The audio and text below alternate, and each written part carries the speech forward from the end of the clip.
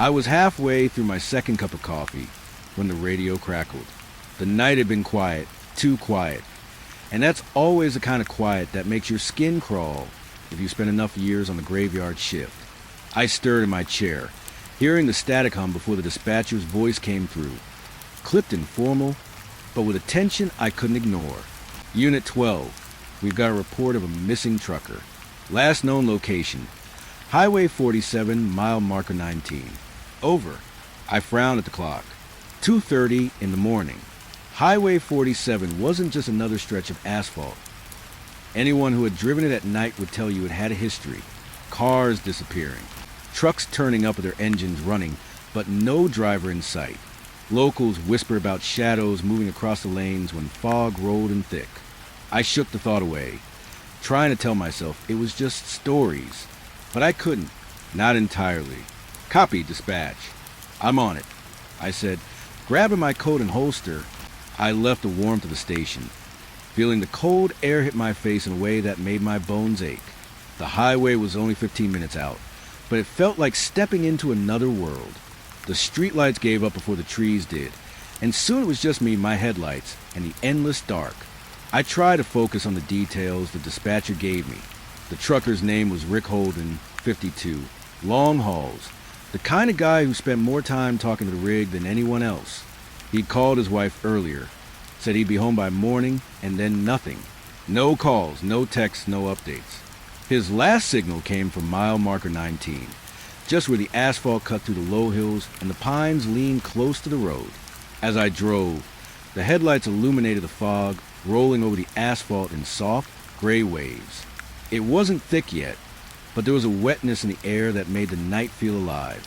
Every time I passed a bend, I scanned the tree line, half expecting to see the glint of a reflective vest or the shape of a truck. Nothing, just shadows, bending with the wind. The radio crackled again, faint but urgent. Unit 12, if you're near mile marker 20, be advised. Another call just came in. A driver reported seeing someone waving from the shoulder, then disappearing into the fog. Over. I swallowed hard, a tight knot forming in my chest. It was easy to chalk it up to fatigue, to the tricks the fog played, but the voice carried a weight that made me uneasy. I slowed the cruiser, my eyes scanning the shoulder. The trees pressed close, black trunks like fingers reaching toward the road.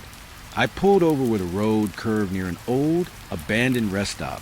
A faded sign leaned drunkenly against a telephone pole, the paint peeling so badly you could barely read it. I stepped out, boots crunching against the gravel, and the cold hit me in waves. It wasn't just a chill, it was a silence, too.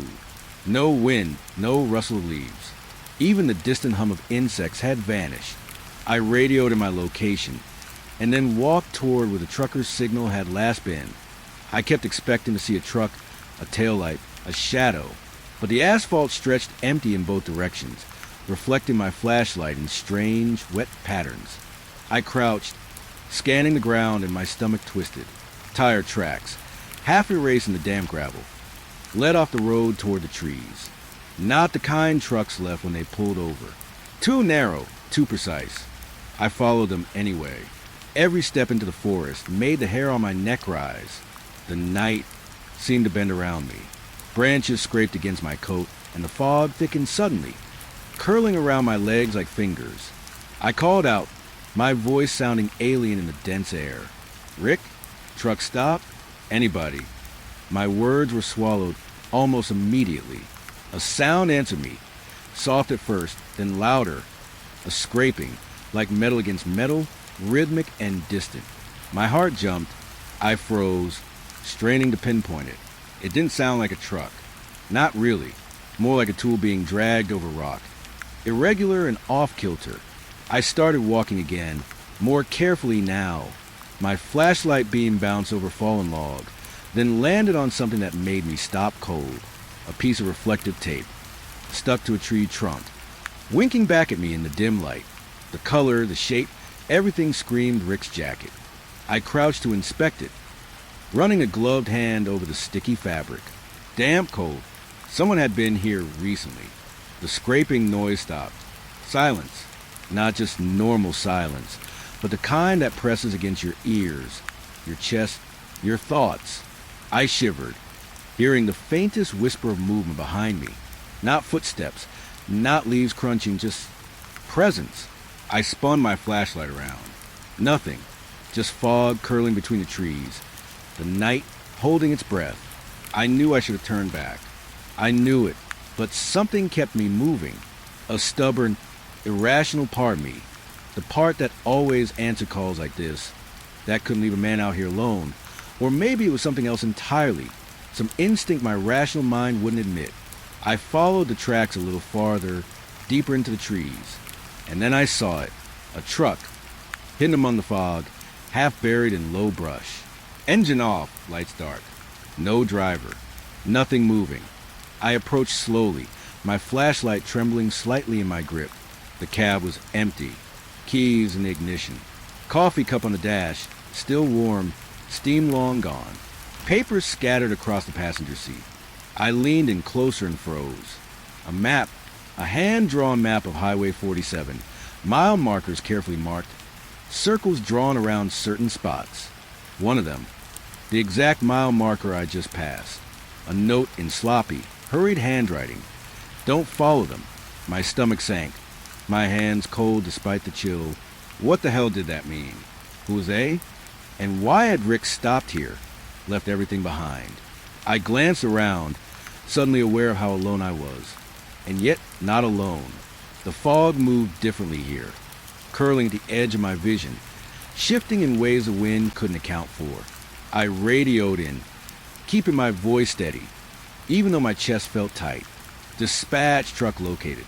Cab is empty. I found some papers inside. I didn't mention the map. I didn't mention the note. There are some things better left out of official reports. As I stood there, scanning the foggy trees, I thought about all the other disappearances on this stretch of road. The whispers of drivers, the shadows, the calls that never made sense. And now, another truck, another vanishing. Something about this highway wasn't natural. Something had been waiting, watching, maybe even guiding. I stepped back toward my cruiser, my boots sinking slightly into the wet gravel, every sense on high alert. Every crack of a branch, every flutter of a leaf made me flinch. And then I heard a whisper, soft, just behind me, my name. I spun around, flashlight swinging wildly. Nothing, just fog and trees. My chest heaving. I tried to laugh it off, telling myself I was tired, letting my imagination play tricks. But the chill that ran down my spine told me it wasn't imagination. I climbed back into the cruiser and sat in the driver's seat, gripping the wheel like it would keep me tethered to reality. I stared out into the fog, trying to make sense of the night, trying to convince myself it was just another missing person case, another long haul gone wrong. But deep down I knew Highway 47 had secrets. And if Rick Holden was right, I wasn't supposed to find them. I started the engine, the headlights cutting weak swaths through the fog. Somewhere out there, maybe just a few feet beyond the reach of my beams, something waited, silent, patient, watching, and I had just stumbled into its road. The radio crackled again. My hand hovered over it, unwilling and yet compelled. Unit 12, report. Any sign of the missing trucker? I swallowed, throat dry. Not yet, I said, and in that word, heavy with truth and fear, I felt the night settle around me, knowing it wouldn't let go, not for a long time. The fog came first as a gray smear on the windshield. Thin at first, almost like mist rising off the ground. I thought it was just the weather turning cold, something normal. But as I drove further along Highway 47, it thickened, curling over the asphalt in waves that seemed to move on their own. The street lights did nothing to pierce it.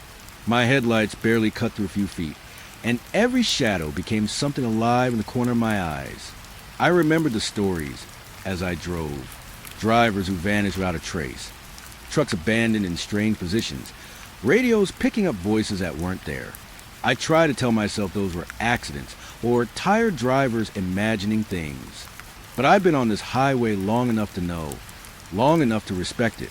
Highway 47 had a rhythm, a heartbeat, and right now, it felt like it was pulsing under my tires. The road seemed to stretch differently tonight. Curves felt tighter, straighter stretches felt longer. I glanced at the mile markers, each one rising slower than it should. My mind tried to dismiss it, but I could feel the weight pressing in. The fog wasn't just in the air.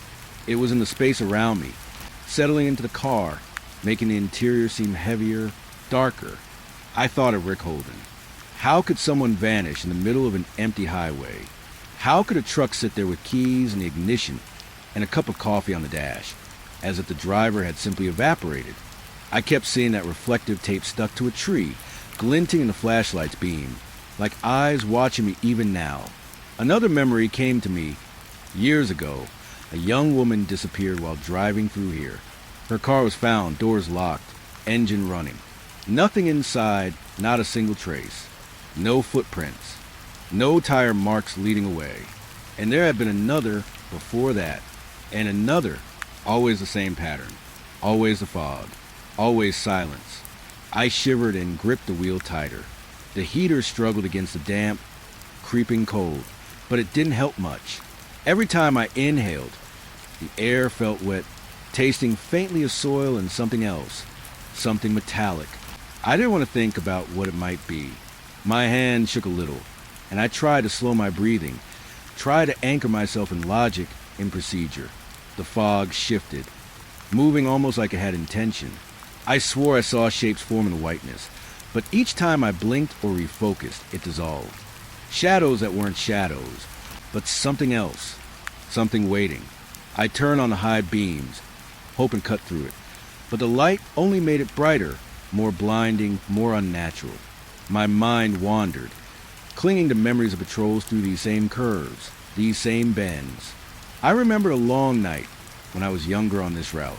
A trucker had called in, panicked, screaming about figures crossing the road, disappearing into nothing. By the time I arrived, there was nothing, just fog and a cold stillness, and a truck abandoned, engine idling. I had thought I was imagining things then. Now I wasn't so sure. The radio crackled quietly, almost like a whisper. Unit 12, any sign? It was my own voice from earlier, but distorted. I turned it off.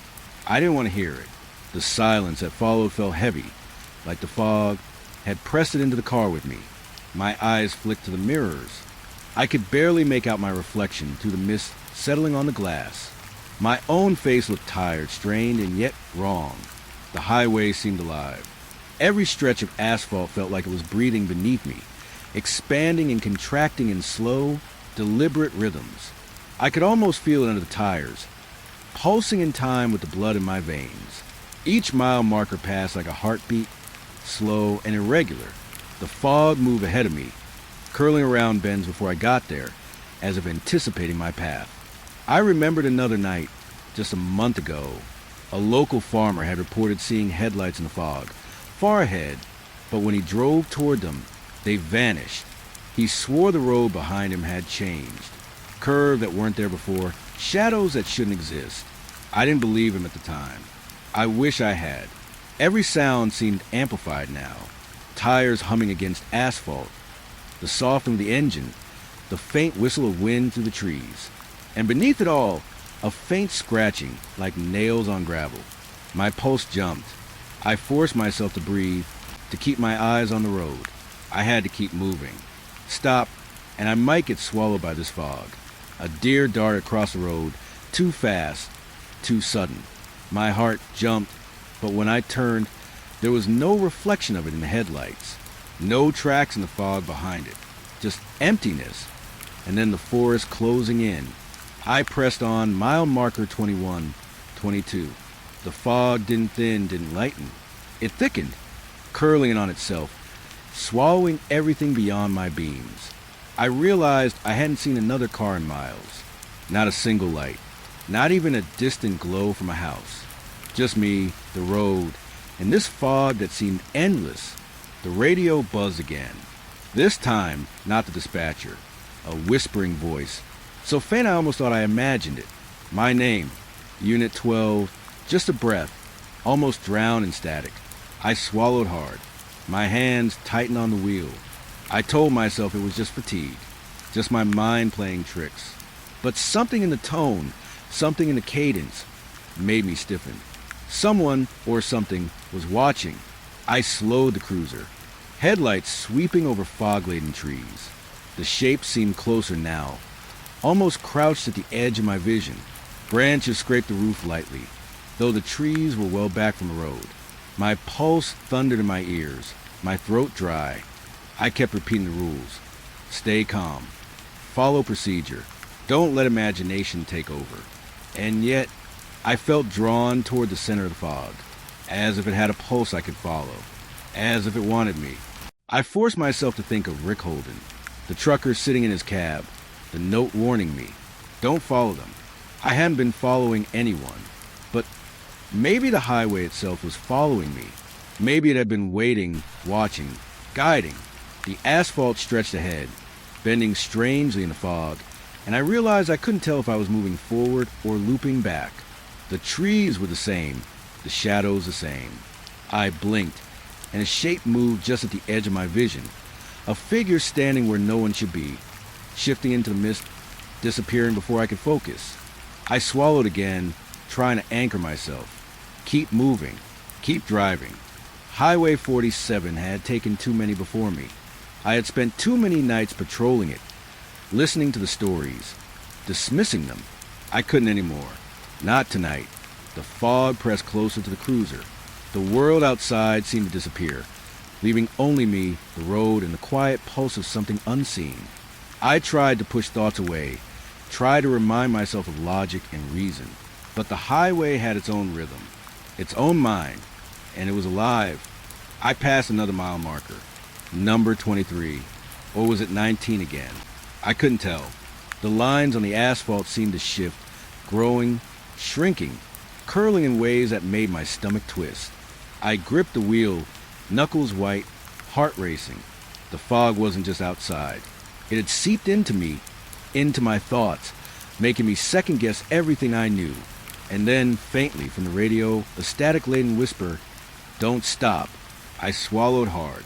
My pulse jumped. I wanted to respond, wanted to argue, but the words wouldn't come. The highway stretched on endlessly. The fog rolled over it like a tide. And I knew, somehow, that Highway 47 wasn't just a road. It was a trap, a living, breathing presence that waited for the unwary, the curious, the unlucky. I kept driving. I couldn't stop. I couldn't turn back. All I could do was follow the road, follow the fog, and hope that somehow I could make it through the night. The rest stop was quiet, almost impossibly quiet. It sat like a forgotten relic at mile marker 19, half hidden by the encroaching pines. I could see the empty parking lot stretching under the dim glow of a single flickering lamp. Gravel crunched under my boots as I stepped out of the cruiser, the cold seeping straight through my coat. The fog from the highway had followed me here, curling around the lamppost, filling the corners of the lot, and making everything feel unreal. I scanned the asphalt, expecting nothing. I always expected nothing. But then I noticed it. Tire tracks. Fresh tracks, pressed into the wet mud beside the lot. They weren't ordinary. Too narrow, too shallow, and strangely precise. They led from the road to the edge of the forest, then vanished, as if swallowed by the earth itself.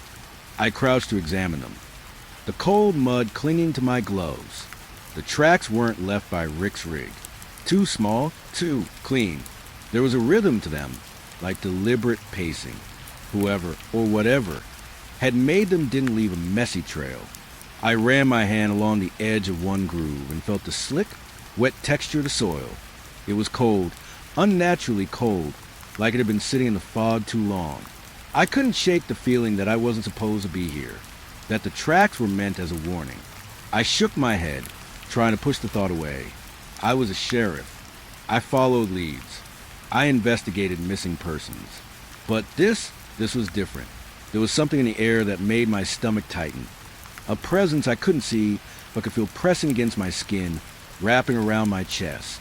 I started following the tracks, flashlight beam bouncing over the edges of the forest. The pines pressed close, shadows stretching between the trunks. Each step I took seemed louder than the last, each snap of a twig reverberating in the stillness. The tracks led into the trees and then disappeared entirely, as if they had never existed. I paused, feeling my pulse spike, and then I saw it, a piece of clothing, half buried in the mud. My heart jumped, and I bent down slowly, careful not to make any sudden movements. It was Rick's jacket, damp, smeared with wet soil, twisted as though it had been flung aside. I ran a trembling hand over the fabric, feeling the cold, slick texture. No blood, no sign of struggle, just absence. A shiver ran down my spine. The jacket didn't belong here. Or maybe it did, in a way I didn't want to understand. I tried to convince myself of the mundane explanations. The wind, a careless driver, someone playing a prank. But the stillness of the night, the way the fog moved like liquid around the trees, told me those excuses were empty. I glanced back toward the lot. The lamppost light flickered again, casting long, twitching shadows across the gravel. The world outside the fog felt far away. I felt the weight of it. The road, the forest, the night itself. Pressing in, my ears caught a faint sound, almost imperceptible at first. The soft, irregular creak of tires rolling over gravel. Not a truck, not a car. Something lighter. Something that shouldn't be moving through mud like this. I froze, listening. The sound faded, leaving only the fog and the mud and the strange, cold air pressing in around me. I took a step forward and saw another mark in the dirt. Not a tire mark. Exactly, but an impression, deep, wide, and circular. The kind of mark a vehicle would make if it obeyed different rules. I swallowed hard. My hands trembled slightly as I raised the flashlight to examine it. The impression wasn't smooth. It had texture, ridges like something had been carved into it. And inside the circle, faint scratches, small and deliberate, like claws scraping against the earth. My throat went dry. I stepped back, breathing faster, trying to rationalize it. Animals, maybe. A raccoon. No, too precise. Too deliberate. And then there was the size. Whatever made this mark was far larger than any raccoon or even a deer. I shone the light into the surrounding trees, scanning for movement. Nothing. The fog hung low, curling between the trunks like living fingers. I felt eyes on me. I didn't know whose or what's, but I could feel them, watching, patient, waiting. I tried to shake it off. I repeated to myself, I am a sheriff. I investigate. I am trained. But the voice in my head, the irrational, small part of me, whispered that I wasn't meant to be here. The tracks led farther into the trees, twisting and turning in ways that made no sense. Every time I thought I'd gone straight for 50 feet, the trail would curve back, almost like it was aware of my steps, guiding me. My flashlight caught something in the distance, something I couldn't immediately identify. I focused, squinting. A tree? No, it was a figure, hunched over, half hidden in fog and shadow. I froze. The figure didn't move, and yet I felt it shift subtly, almost in rhythm with the pulsing of the night around me. I tried to call out, my voice breaking the cold air. Rick? Anybody. Nothing, just a fog curling over the ground, swirling around the trees like smoke. I felt my pulse hammer my chest, the sweat prickling on my back despite the chill. I took another step, and the ground beneath me gave way. My boots slipped in mud, and I glanced down. There were handprints here, fresh, small, human-sized, pressed into wet soil. The mud had trapped them, holding the shape perfectly. I swallowed hard. Whoever had been here had left more than tracks. They had left a message, or a warning. I followed the prints a few steps farther, flashlight trembling in my grip, and then I saw something I wasn't prepared for. In the clearing ahead, the mud was disturbed in a way that made my stomach turn. Shapes, almost like outlines of bodies, pressed into the dirt. I leaned closer, heart hammering. There were no corpses, no bones, but the impressions, they were too human, too precise, too deliberate.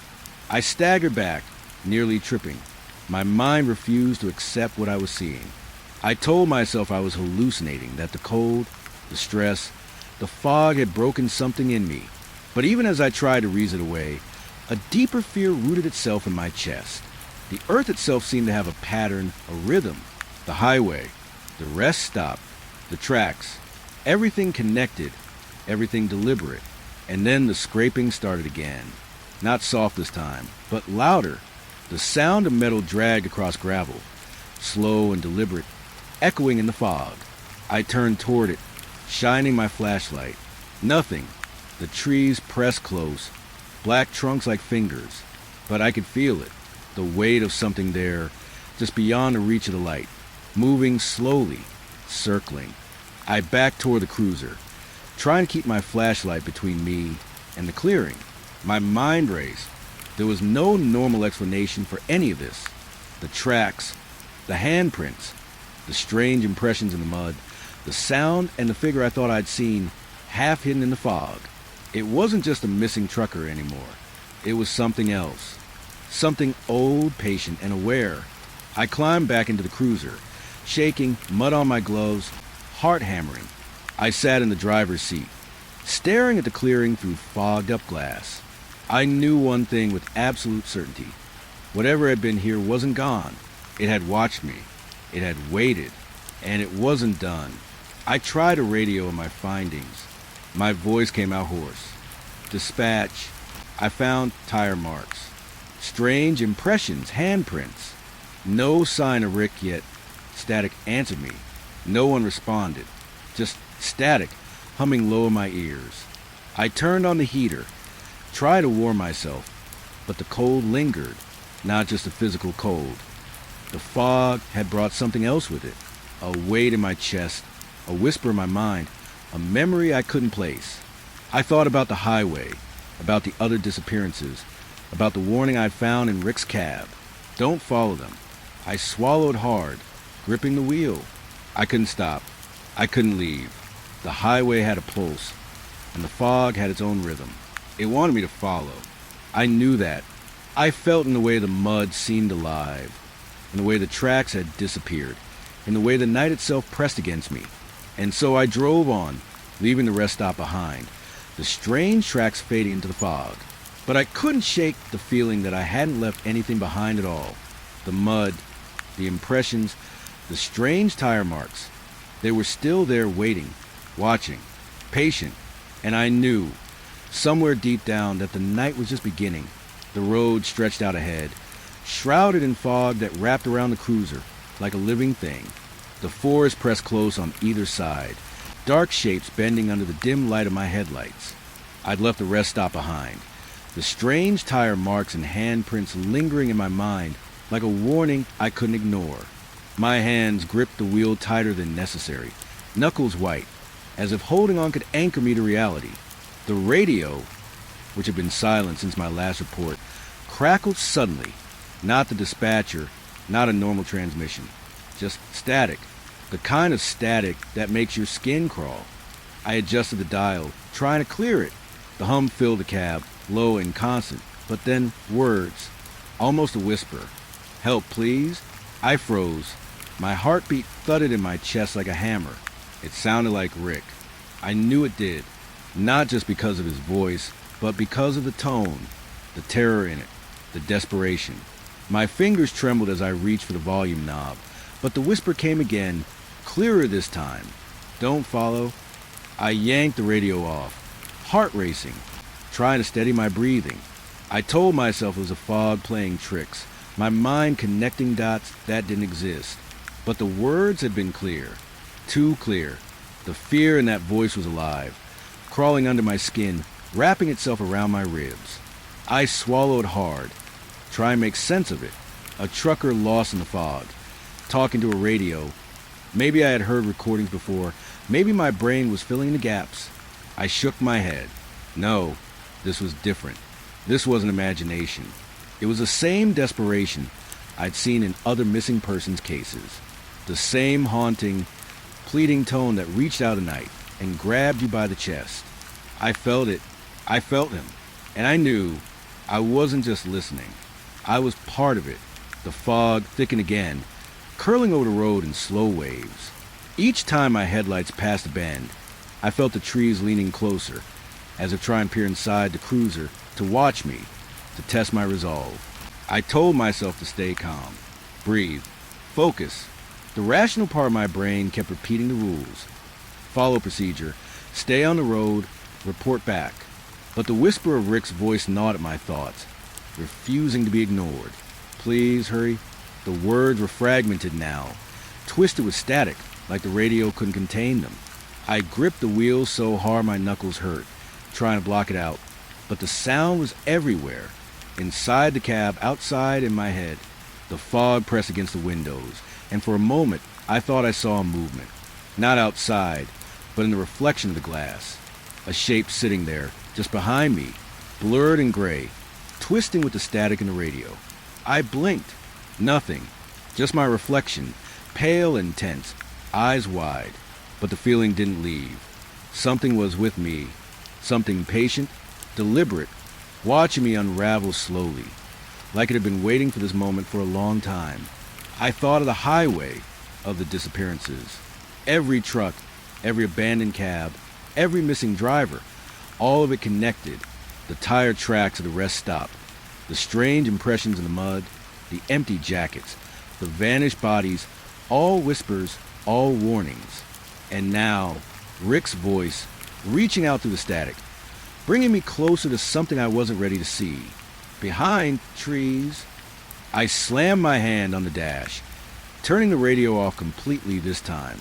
Silence, only the soft of the engine and the tires on wet asphalt. My chest heaved.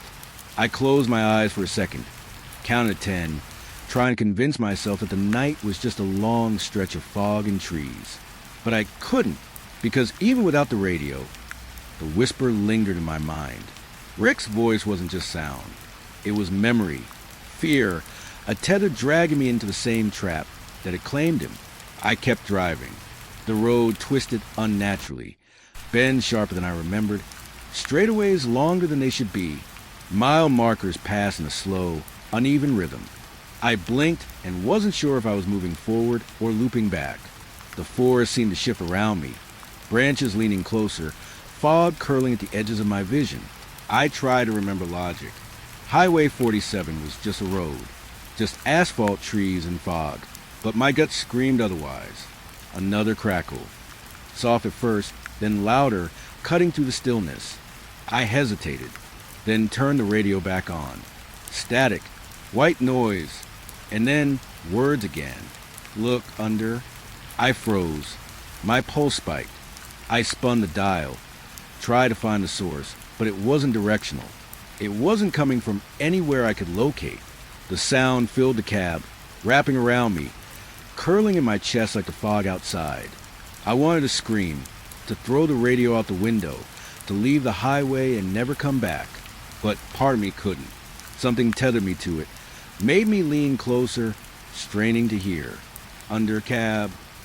I gritted my teeth and swallowed hard. Sweat prickled along my forehead. Cold despite the chill. I glanced down at the floor, at the console, at every inch of the cab. Nothing. Everything was normal, yet I could feel the presence there, patient, deliberate, waiting for me to notice. For a second, I thought I saw movement in the corner of my eye, low by the passenger seat. But when I turned fully, nothing. The fog outside, the static of my mind, made everything uncertain. I tried to tell myself it was fatigue. Years of night shifts, long drives, the monotony of patrolling this road. But I knew better. I had seen patterns before, connections I couldn't explain, disappearances that left clues I couldn't ignore. The highway, the fog, the whispering static, they were all part of something older, something patient, something alive. Don't stop. The words made my blood run cold. I gripped the wheel tighter, knuckles whitening. Don't stop. But I had already stopped mentally in a way I couldn't shake. My mind kept replaying the image of Rick's abandoned cab, the jacket in the mud, the strange tire impressions. And now his voice, fractured by static, guiding me, teasing me. I felt myself slipping, my grip on reality loosening, the road twisting under the fog like it had a heartbeat of its own. I forced myself to breathe, slow and deep. Keep your eyes on the road. Follow the rules. But the whisper continued, soft and intimate, just for me. Help me. I slammed my hand against the dash again, trying to drown it out. I closed my eyes for a second, willing the voice to stop, willing the static to vanish.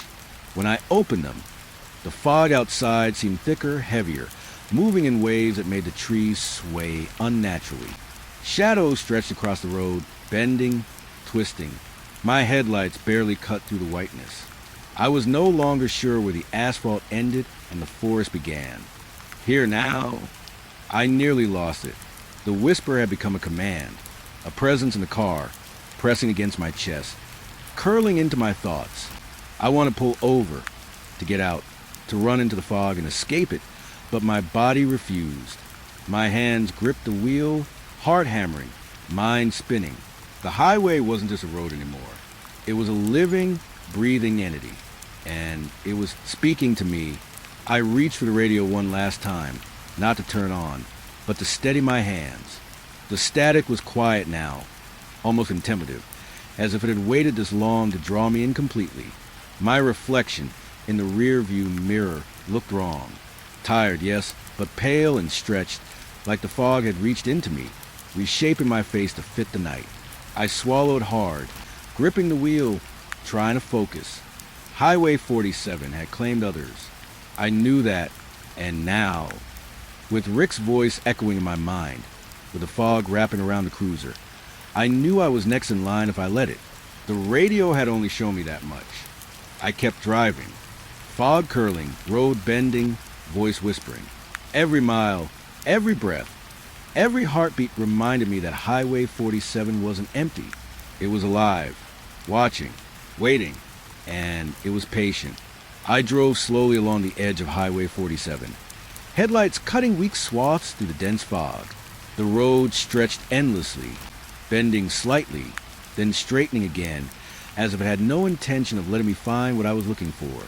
Every mile marker blurred together, the fog swallowing the distance, and my mind kept returning to Rick Holden, his cab, the tire tracks, the whispers on the radio. Something about this stretch of asphalt wasn't right, and the highway was reminding me in every way possible. Then I saw it, a rig, parked off the shoulder, lights dark, engine cold. At first, I thought it was just another abandoned truck, the kind I'd seen dozens of times before. But something about the way it sat there, off-center, slightly askew, tires resting unevenly on the gravel, made my stomach twist. My pulse picked up. I radioed in quickly. Dispatch. I found the rig. It's abandoned. No driver in sight. Silence answered me. I knew they were expecting me to find a rational explanation, but there wasn't one. Not tonight. Not here. I approached carefully, boots crunching against wet gravel. The fog wrapped around me, pressing against my coat, making the night feel alive. I circled the rig slowly, scanning the ground for any sign of the driver. Tire impressions led straight from the highway and ended abruptly in the mud. Footprints, faint and shallow, vanished into the edge of the forest. It was as though whoever had been here had simply stepped out of the world entirely. I opened the driver's door. The cab smelled faintly of coffee, leather, and something metallic, like iron left to rust. Papers were scattered across the dash. I leaned closer, careful not to disturb anything. A map, hand-drawn, marked with mile markers and circles, each circle a location along the highway, and then a note, scribbled hastily, watch the fog. It moves differently for those who follow. I swallowed hard, heart hammering.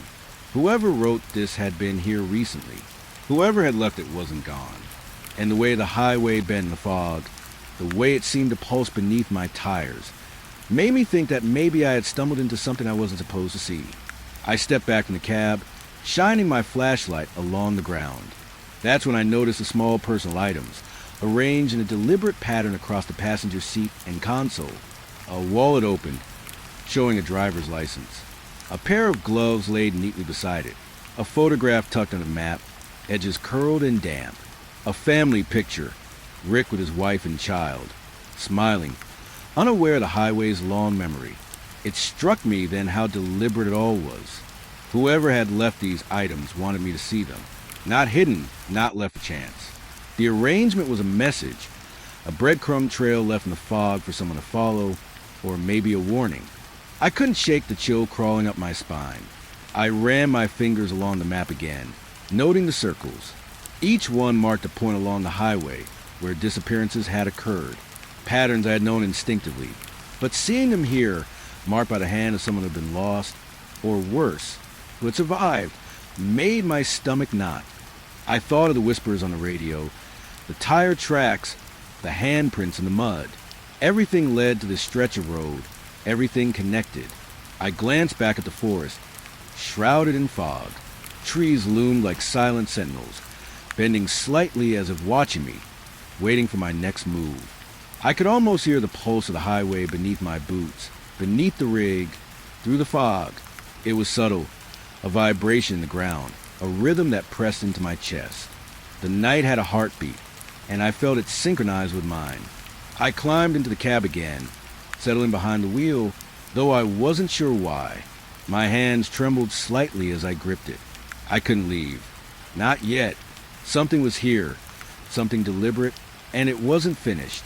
I stared out into the fog, trying to read meaning into the shapes and shadows, the way the mist curled around the tires and the edge of the highway. Then I noticed it.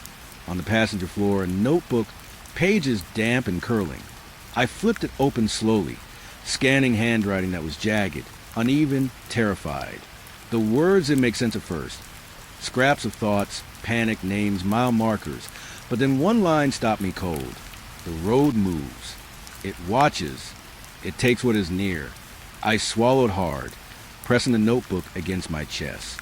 My mind spun. How could a road watch? How could fog take someone? And yet, everything I had seen tonight, the tracks, the handprints, the tire marks that vanished, pointed to a truth my rational mind couldn't process. Highway 47 wasn't just asphalt and paint. It had memory. It had intention. It had prey. I tried to radio in again, but the signal was weak, broken by static. I whispered into the microphone, voice low, careful not to disturb the fog itself. Dispatch. I don't know how to explain. The rig, there's no driver, but the items they're arranged. Someone was here recently. Static answered me. Then nothing. I swallowed, feeling the weight of the night pressing closer. The fog outside the cab swirled differently here, curling in patterns I couldn't follow, shapes that seemed to shift when I blinked. I felt eyes in the mist, though I knew no one was there. And yet, I couldn't shake the feeling that I was being observed, tested. I leaned closer to the map, tracing the circles with my finger. Mile marker 19. The rest stopped, the tracks in the mud, the jacket. Mile marker 22. The abandoned car I'd passed earlier. Mile marker 25, 27. All points along the highway where disappearances had been recorded. The notes, the personal items, the arrangement of the cab. They weren't random. Someone wanted me to understand, to follow, to see the pattern before it was too late. I remembered another night on this highway, years ago, when a young driver vanished near mile marker 21. Nothing left behind except tire marks, slightly curved, as if the vehicle had been nudged off the road by something unseen. That memory mingled with the present, feeding the dread in my chest.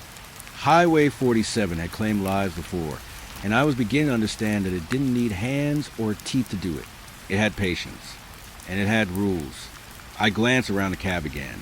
The photograph, the gloves, the wallet, all familiar, human, ordinary items, and yet their placement was anything but ordinary. Someone had made sure I would notice them. My mind struggled to accept it. Was it a warning, a trap, or a desperate plea from a man who had once been lost and knew too much? A breeze, or something like it, moved through the open window. Papers fluttered. I reached out instinctively, catching the photograph before it fell to the floor. The image blurred in my fingers, edges damp. I stared at it, focusing on the smiles.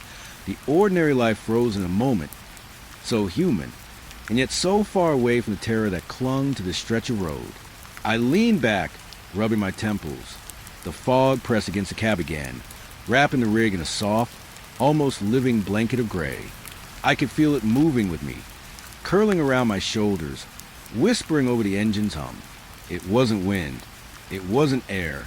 It was something else. Watching, waiting, and I knew, with a certainty that left me cold, that Rick Holden hadn't left voluntarily.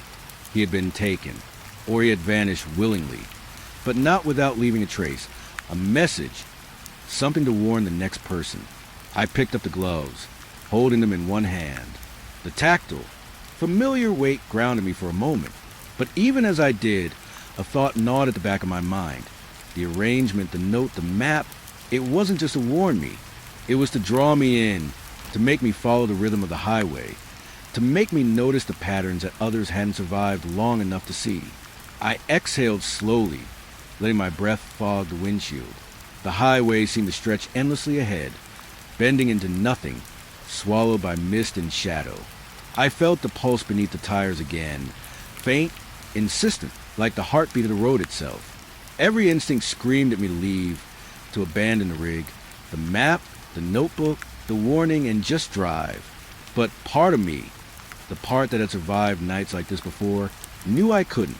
The highway had claimed too many before me, and now it had my attention. I climbed back into the driver's seat, settling my hands on the wheel, taking a deep breath, and staring into the fog ahead. The rig was abandoned, yes, but the message had been left. Deliberate, precise, terrifying, and I understood, in a way that went beyond reason, that Highway 47 wasn't just waiting for the lost. It was shaping the ones who remained, the ones who dared to follow. I started the engine, the low rumble filling the cab. Headlights cut through the fog once more, illuminating the edge of the trees. I took one last glance at the passenger seat. The map, the gloves, the photograph. Everything was exactly where it had been left. And I knew, if I turned my back on it now, if I ignored the warning, the road wouldn't let me leave unscathed. I drove on. The fog rolled over the highway in waves, twisting the asphalt beneath me, shaping the night into a living, breathing entity. I didn't know what I would find next, or if I would find Rick Holden at all. But one thing was clear. The highway had left its mark, and I was already part of its story. The fog clung to everything that night, thick as wool, curling around the trees, swallowing the road, and pressing against the cruiser like it had weight. My headlights barely pierced the gray haze, leaving the edges of the world blurred and uncertain. I kept moving, slowly, cautiously, following the stretch of Highway 47 that had already claimed so many. The rig, the tire tracks, Rick Holden, it all weighed heavy in my mind. Every mile I drove felt like stepping deeper into something I wasn't ready to face. Then the call came in. A local resident, Old Man Lawson, had phoned the station. He sounded shaken, almost incoherent. Figures moving in the fog near the old church, he stammered. The words barely formed into sentences. But I understood the urgency. Someone, or something, was out there. I radioed in quickly, though the static made it difficult to be heard. I'm responding. Stay put, Lawson. I'm on my way. The cruiser rumbled over wet asphalt, tires humming against the road. The fog thickened, wrapping around the cab, pressing at my ears with an almost imperceptible hum. My heart pounded. I knew that sound, quiet, deliberate, alive. Highway 47 had its own rhythm, and I could feel in the vibration under the wheels, in the pulse that seemed to crawl up my spine. I reached the edge of the old church, a stone building half swallowed by trees. The parking area was empty, fog curling between the gravestones like smoke. I slowed to a stop, boots crunching on gravel as I stepped out, flashlight in hand. The air smelled damp and metallic, like iron left out in the rain. Every instinct screamed at me to leave, but the call from Lawson, the whisper of Rick's voice in my mind, told me I couldn't. Lawson? I called, voice low, careful not to disturb whatever lingered in the mist. The fog didn't respond. Only the faint rustle of leaves and a distant creak of a fence swinging in the wind. I adjusted the flashlight, scanning the trees, and then I saw it. Figures. At first, I thought it was a trick of the light, a play of shadows, but no, they moved. Slowly, deliberately, gliding through the fog between gravestones. They weren't like people walking. Their movements were too smooth, too fluid, and somehow wrong. Heads tilted at angles that didn't feel natural. Limbs bent and stretched in ways that made my stomach twist. I swallowed hard. "Hey! Who's there?" I shouted, voice trembling slightly. No answer. Only the fog, thick and patient, and the figures moving silently, deliberately, like they were aware I was watching. I stepped forward cautiously, flashlight cutting swaths through the haze. Each step felt heavier than the last, like the ground itself was resisting me. One figure paused, its form just at the edge of my light. I could see a shadowed face, but no features, just a smooth, dark void where eyes should be. I froze. My pulse thundered in my ears. The fog shifted around it, curling closer, almost protective, and then it moved again, silently gliding toward the trees. I tried to follow, heart hammering. The fog seemed to bend, curling between me and the figure, twisting the path. Every step I took forward, the figure drifted further, just out of reach. It wasn't running. It wasn't hiding. It was waiting, watching, leading me somewhere I didn't want to go, but couldn't resist. "Lawson." I called again, trying to locate the resident. No response. I realized then that I might be alone, that the figure or figures had known I would come. They had been waiting. The highway, the fog, the rig, the whispers, they were all connected, and now I was in the center of it. Another figure appeared, smaller this time, at the edge of a gravestone.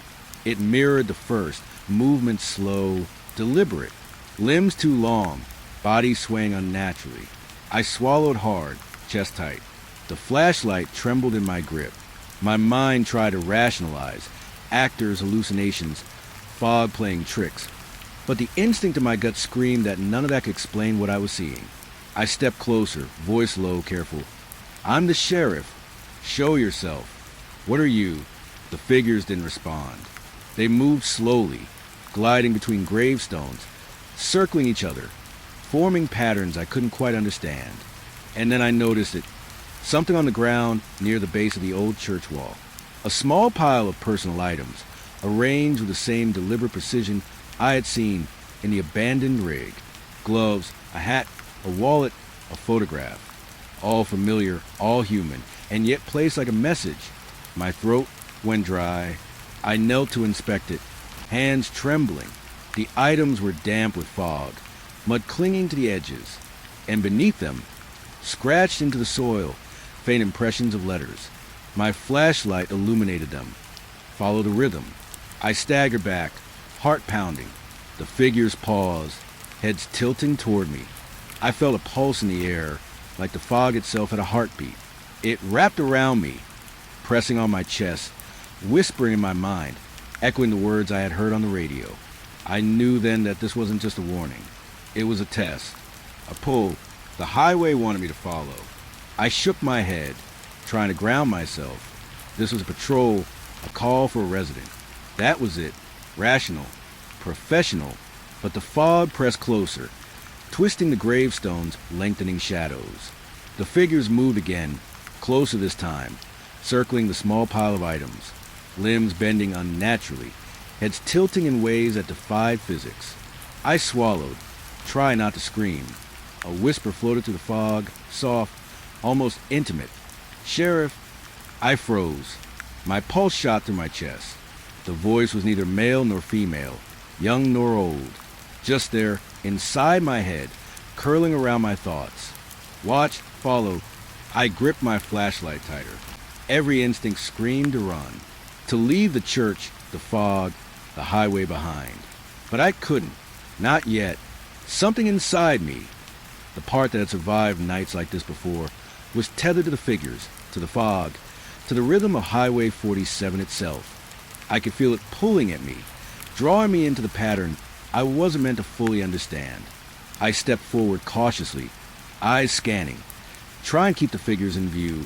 One figure reached toward the ground, fingers brushing the soil near the pile of items. The mud rippled unnaturally, as if it were alive. My stomach twisted. The highway, the fog, the whispers, they weren't passive. They were deliberate, alive, watching, waiting. The figures moved again, this time closer.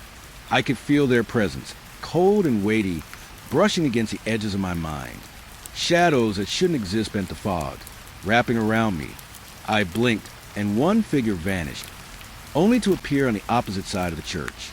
I staggered back, trying to follow, trying to understand the logic, the pattern. But there was none. Only the movement, the rhythm, the pull. I remember the abandoned rig, the tire tracks, Rick Holden's jacket, the notebook, the map, the photographs. Everything pointed to the same truth. The highway was alive. The fog was its voice. And the figures, whatever they were the heralds, the watchers, the test I had to pass if I wanted to survive the night. The whisper came again, soft, patient. Sheriff, see, understand. I swallowed hard, chest tight, mind spinning. The figures circled once more, forming shapes I couldn't comprehend, movements too fluid, too precise. And then, suddenly, they stopped, just like that. The fog shifted, curling around them, concealing them partially, but I could feel their gaze. My entire body hummed with tension. Every nerve alert, every sense screaming that I was being judged. I took a shaky breath, flashlight trembling. I realized then that this was no longer a call for a resident. This was a confrontation with something older, deeper, something that had existed along this highway long before I had been born. Something that understood fear, patience, and the rhythm of the night better than any human could. And in that moment, as the figures watched, the fog alive around me, I understood I was no longer just a sheriff on patrol. I was a witness. And witnessing here meant surviving. Not for long, necessarily, but long enough to see, to remember, and to follow the rhythm. I stepped forward again, heart hammering, pulse in sync with the highway's quiet beat. I didn't know what I would find, what the figures intended, or how much of myself I would leave behind. But I had no choice. The fog had me. The figures had me. And the highway had always been waiting for someone like me. I had been driving for what felt like hours, though I couldn't tell if it was hours or minutes or something else entirely.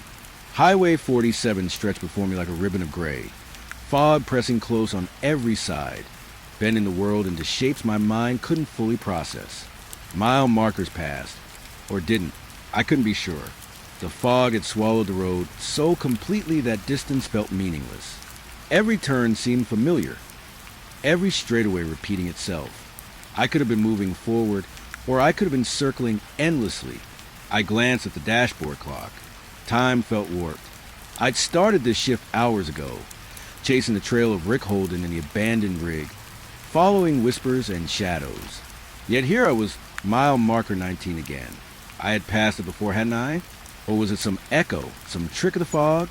My pulse quickened, heart hammering against my ribs as I tried to rationalize it. Highways loop, roads bend, fog can disorient. All the logical explanations crowded my mind, but they fell apart under the weight of what I'd seen: abandoned rigs, tire tracks, figures in the mist. I tried to shake the feeling, gripping the wheel tighter. The fog moved differently tonight, curling across the asphalt like liquid. It wasn't uniform. There were pockets where it thickened, where shapes shifted unnaturally. I could swear the road itself wasn't straight. I turned onto a stretch I thought I knew, but it led me past a familiar curve, the same bend where the tire tracks had disappeared days ago. And then, just beyond it, I saw the remnants of a campsite, an old folding chair, half buried in mud, a thermos tipped over. I hadn't seen this before. Had I? My mind spun. Everything on Highway 47 seemed to exist in layers, overlapping moments in time that weren't meant to align. I blinked, trying to make sense of it, but the fog refused to let me. The road curved again, soft and serpentine, and I realized I was being drawn back to the same areas over and over. Every abandoned car, every jacket, every scrap of paper I had seen tonight, or thought I had seen, reappeared in faint echoes along the asphalt. I swallowed hard. The highway wasn't just a road. Not really. It had memory. It had rhythm. And somehow, impossibly, it had me. I was moving through it like a thread, tracing the paths of those who had vanished before me. Mile markers blurred. Shadows twisted. Even my headlights seemed hesitant, flickering as if unsure whether the world ahead truly existed. I thought of Rick Holden again. He hadn't just disappeared. He had become part of the pattern, a ghost caught in the loops of this stretch of highway. And if Rick hadn't left, if his body and his presence had been folded into the road itself, then maybe no one ever truly left here. Maybe everyone lost to Highway 47 lingered in echoes, loops, shadows, waiting for someone else to follow their steps. The thought made my stomach turn. I shook my head, trying to stay focused. Sheriff, procedure, investigate. But even saying it aloud didn't anchor me. The fog pressed closer, thickening with each mile, and my headlights illuminated shapes that were almost familiar. A discarded glove, a bent sign, a tire track that didn't belong to any vehicle I could remember. I blinked, and they shifted, as if the road itself had rearranged them. I pressed on. The familiar bends of the highway returned again and again, but each time something was slightly off. A tree leaning in the wrong direction. A fence post broken in a new place. A gravestone I didn't remember seeing before. The highway was alive with echoes of past vanishings, tracing invisible lines only I could feel. I realized then that following the trail wasn't just investigation. It was participation. Each mile I drove stitched me further into the fabric of the road, each heartbeat syncing with its rhythm. A shadow flitted past my peripheral vision. I jerked the wheel instinctively, heart hammering. I turned the flashlight on my dashboard, scanning the edge of the road. Nothing, only fog, thick and patient, and the faint outline of a figure at the tree lean. I blinked and it was gone, but the sense of being watched remained, pressing into my chest like a physical weight. I knew that this was no accident. Highway 47 had always been a trap, patient and deliberate, and now, somehow I was ensnared. I thought of the abandoned rig again, the items left in the cab, the tire tracks, the handprints in the mud. Everything pointed to the same truth. The highway doesn't let go. It keeps what it wants, folds them into loops of mist and asphalt, and waits for the next person to stumble into its rhythm. I swallowed hard, gripping the wheel, knuckles white. I wanted to leave, to escape, to break the pattern, but I didn't know how. The road had me, and I could feel its pulse in the tires beneath me, in the fog around me, in my chest. I passed another abandoned vehicle, half hidden in the fog, a jacket draped over the driver's seat, worn and wet, familiar.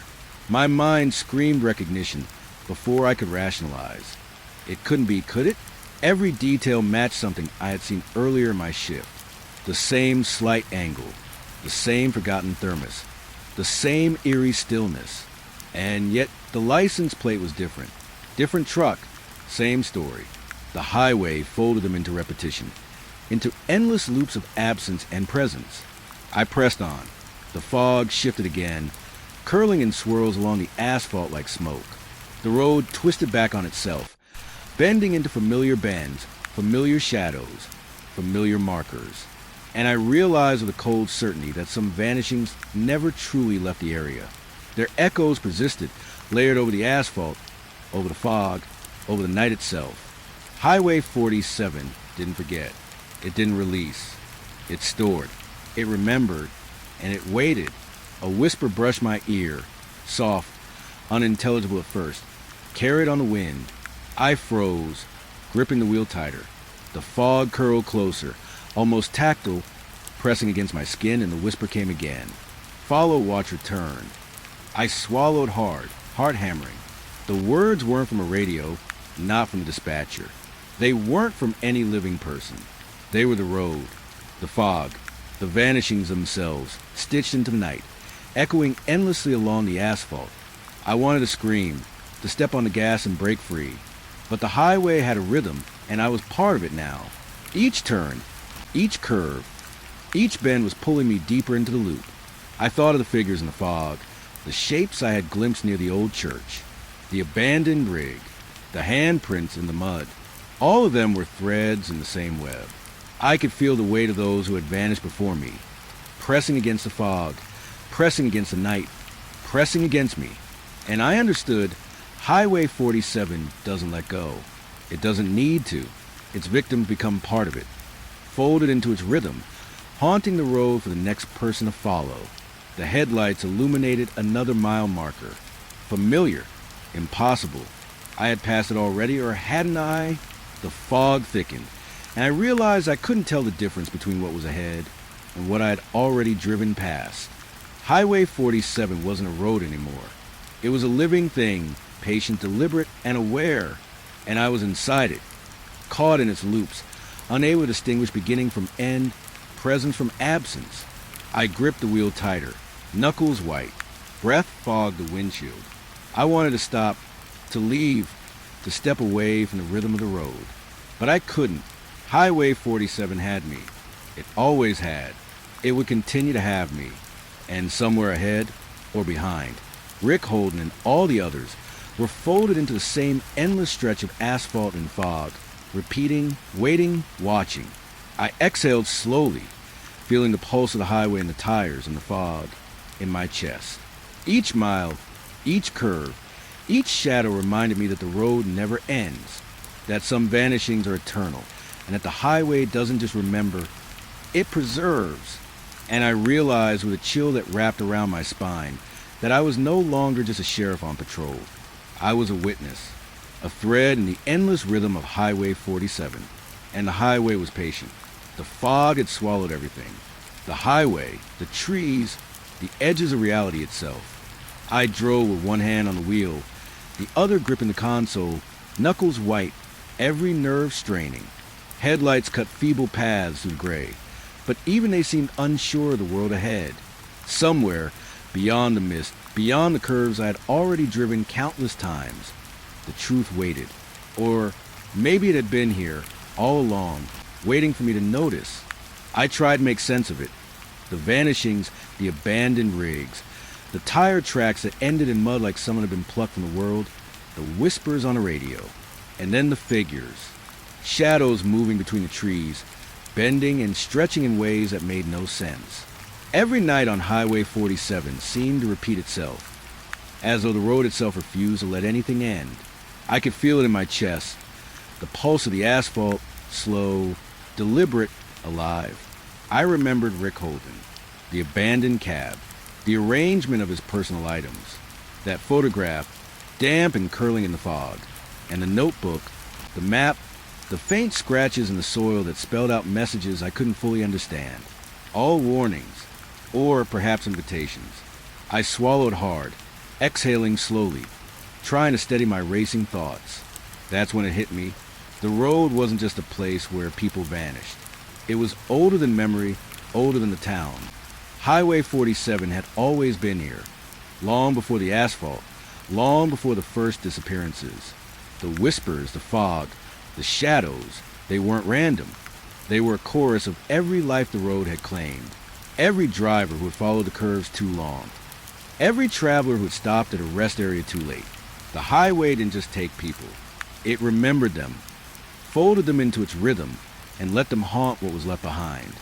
I pressed on, headlights cutting weakly through the dense mist. Each mile marker I passed seemed familiar, yet slightly wrong. Trees leaned differently. Shadows stretched longer. Fences twisted at impossible angles. And through it all, I heard it. Not a sound anyone else could hear. Not a scream or voice. Something in the fog that resonated in my chest, in my bones, in the edges of my mind. Silent screams. Thousands of them. Layered, overlapping, impossibly distant and close all at once. I gripped the wheel tighter. My pulse raced. My breaths came in shallow, ragged bursts. Every instinct screamed at me to leave, to turn around, to abandon the highway and escape before it claimed me like it had claimed everyone else. But I couldn't. Not yet. I had seen too much, felt too much. And the road had a way of pulling you forward, deeper, folding you into its history, so you couldn't turn back without losing something essential. I remember the old church, the resident who had seen figures moving in the fog, the carefully arranged items, the cryptic messages. Each step I had taken tonight, and every shift I had patrolled this stretch of asphalt, was part of the same pattern. I realized with a cold certainty that I was tracing footsteps that weren't entirely my own, that I wasn't alone, that I had never been. The shadows shifted again. Figures in the fog, bending, swaying, fluid and wrong. I blinked, and one of them paused just at the edge of my headlights. It looked at me, or perhaps through me. There was no face, no eyes, just a void that pressed against my chest, tugging at my thoughts, unspooling memories I hadn't meant to recall. Childhood fears, lost friends, moments of shame and terror, all woven together in a tapestry the fog seemed to know by heart. I swallowed hard, heart hammering, and then I understood. Highway 47 wasn't just alive. It wasn't just aware. It was conscious. It had witnessed every step, every mistake, every heartbeat of those who traveled its curves. And somehow, impossibly, it had collected them, stitched them together, turned them into the fabric of its existence. The vanishings, the abandoned rigs, the personal items carefully left behind, they were not mistakes. They were the road speaking, warning, luring. I tried to rationalize. Sheriff, evidence, procedure. But even as I repeated the words in my head, I felt the fog pressing closer, curling around the cab, muting the sound of the engine, muting my own voice. And then I heard it more clearly. The silent screams, faint at first, rising, overlapping, a chorus of the lost. My mind trembled. I wasn't imagining it. I couldn't be. The screams had weight. They pressed against my skull, reverberated through my chest, coiled around my thoughts. Somewhere in the fog, I saw movement again. Figures twisting, bending, emerging from the mist like smoke. Their forms shifted impossibly, limbs too long, heads tilted at unnatural angles. I realized with a jolt that they weren't just echoes. They were memories, fragments of those who had vanished, trapped in a space that existed outside time, caught between life and the highway's will. I shivered. I gripped the wheel, fingers trembling, trying to ground myself. Every mile I drove felt like stepping deeper into a nightmare I couldn't escape. Mile markers repeated, the same bend in the road, the same shadows, the same fog curling into shapes that my mind couldn't comprehend. Highway 47 had become a labyrinth, a loop with no exit, a monument to absence, and I was inside it. I thought of Rick Holden again, his last transmission, the radio whispers, the map with circles marking points along the highway. Everything pointed to one truth. The road doesn't forget. It doesn't release. It folds its victims into its mist, into its curves, into the asphalt itself, until they become part of its pattern. And if you follow, if you witness, you too become part of the rhythm. I slowed the cruiser, fog curling over the hood, coiling around the tires. My chest felt tight, breath shallow. I wanted to step out, to leave, to run, but the fog resisted. It pressed close, curling around the doors, the mirrors, the cab itself. And the whispers, soft now, intimate, threaded into my thoughts. Follow, remember, stay. I closed my eyes for a second, trying to center myself, to separate reality from the highway's pull. When I opened them, the shadows were closer, forming around the cab like living smoke. I realized then that I had never been alone. Not tonight. Not ever on this stretch of road. The figures, the fog, the whispers. They had always been watching, waiting, guiding, folding. The highway was not merely asphalt. It was a keeper of secrets, a collector of lives, a monument to what it had claimed. My hands gripped the wheel until my knuckles ached. I didn't know how long I drove. Time had become meaningless. Mile markers passed, bent, repeated, disappeared. The fog was thick, heavier, denser, and I could feel the highway beneath the tires pulsing as though alive, testing me, measuring me, marking me. And then I saw it, a flash of light, or maybe memory, a roadside memorial, half hidden by fog and brush, names carved in wood, faces painted in fading colors. Every name I recognized, every face someone had reported missing. I realized with a shiver that the highway had left them here, both present and absent, reminders of its reach. Silent screams etched into the night. I swallowed hard. My chest felt tight. My mind spun. The highway had a history I couldn't fully understand, a consciousness that I couldn't reason with. And yet, I had touched it, I had seen its patterns. I had heard its whispers. I was a witness, a participant, and perhaps soon, a permanent addition to its endless story. I exhaled slowly, fog curling across the windshield. The cab felt colder now, darker. Shadows linger at the edges, figures almost visible just beyond focus, just beyond comprehension. My hands tightened on the wheel. I wanted to stop, to leave, to escape. But somewhere deep down, I knew the highway wouldn't allow it. Once you see, once you witness, the road claims you in ways that can't be undone. I drove on. The fog swirled. The shadows twisted. The whispers threaded through my mind. I was alone yet surrounded, witnessing, feeling, breathing the silent screams that stretched endlessly along Highway 47. My pulse beat in sync with the asphalt, the fog, the unseen forces shaping the night. My sanity trembled on the edge of a knife. And I realized that this story, my story, wasn't ending. Not yet. Maybe never. Highway 47 never lets go. The night had a weight to it, heavy and silent, like the air itself was holding its breath. I drove the cruiser along the narrow forest road toward the ranger station, headlights cutting through darkness that seemed thicker than usual. Reports had come in, missing hikers along the ridge trail. 3 young adults, gone without a trace. My stomach knotted the moment I heard the call. Another disappearance. Another stretch of forest that swallowed people whole and left nothing behind. I'd been doing this job long enough to know how these nights went. You respond to a call, follow the trails, check every conceivable spot, and at the end of the night, you leave empty-handed, hoping nothing happened, but knowing it probably did. There's a weight you carry. The faces of those who didn't come back, the files stacked in the station. Cold reports that never felt complete. Nights like this make that weight press heavier. I pulled up to the ranger station, lights flashing faintly against the pine trees. The building was small, functional, isolated. I could see Ranger Jacobs inside, shifting uneasily behind the counter. He looked up when I arrived, eyes dark under the dim fluorescent light. "Sheriff," he said, voice low, cautious. "They're gone, all 3. Families called hours ago. Last seen at the trailhead near mile marker 6. I nodded slowly, swallowing the lump in my throat. Any signs? Tracks? Clothing left behind? I asked, already knowing the answer. The forest had a way of erasing everything. People vanished as if they were never there. Jacobs shook his head. Nothing. The trail cameras showed them entering the path. Then nothing. It's like the woods just took them. I stared at him, letting the words sink in. He wasn't exaggerating.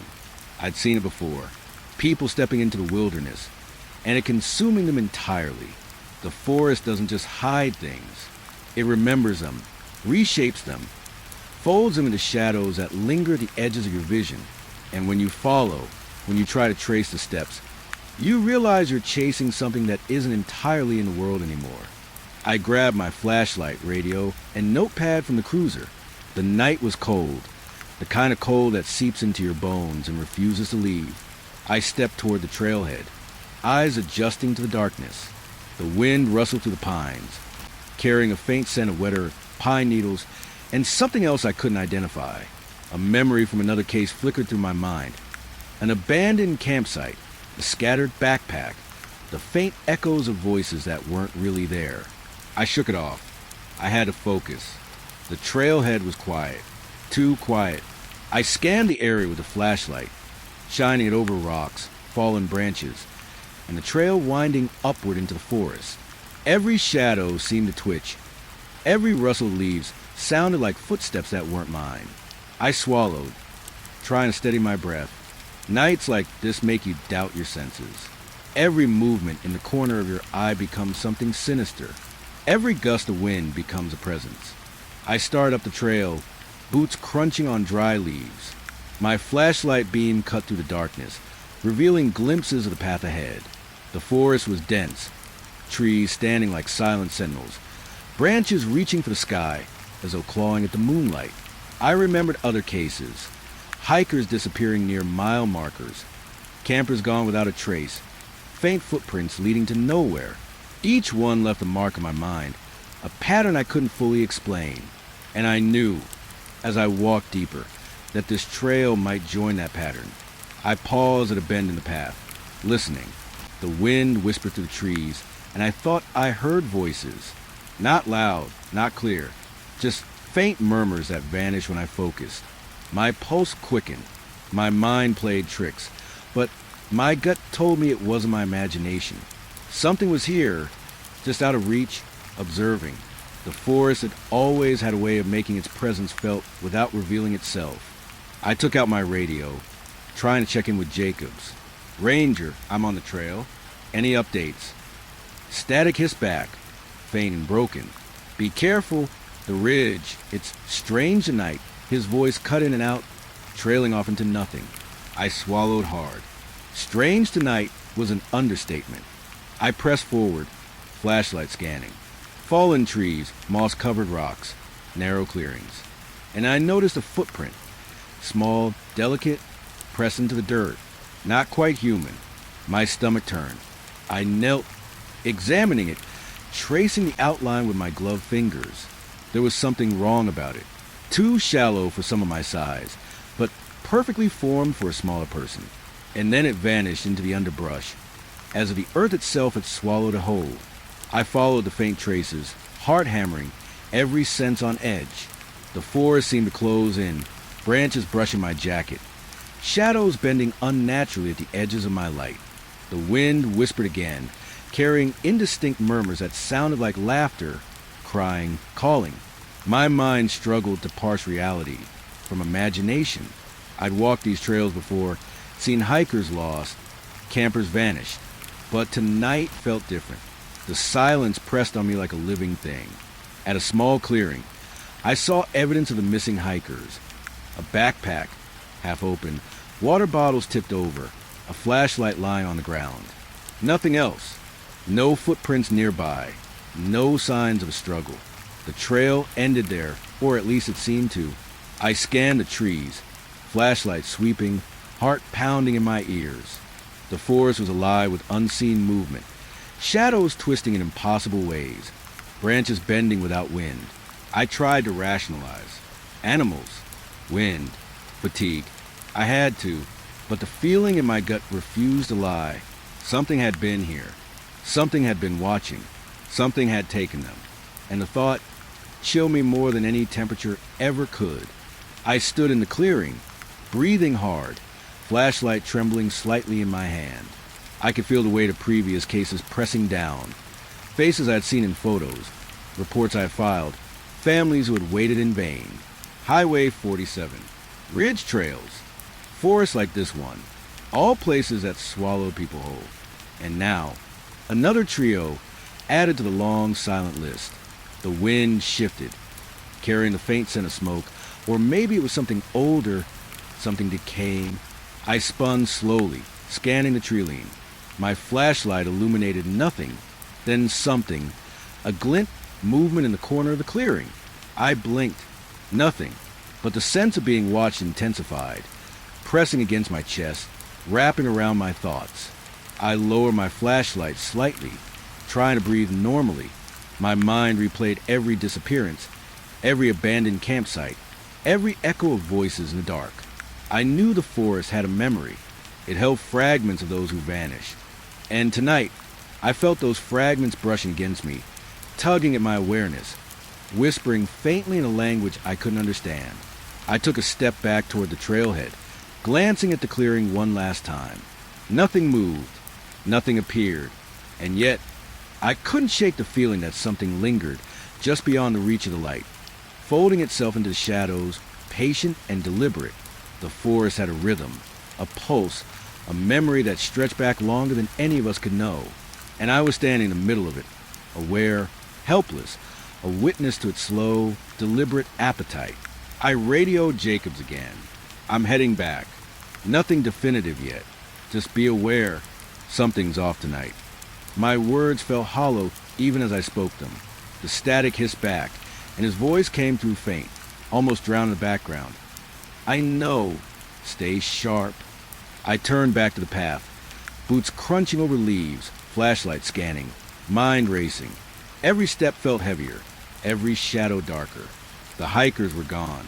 The forest held them, and it held me, just as it had held so many others. And I realized, with a chill that wrapped around my spine, that I might not leave tonight with answers. Maybe the forest never gave them.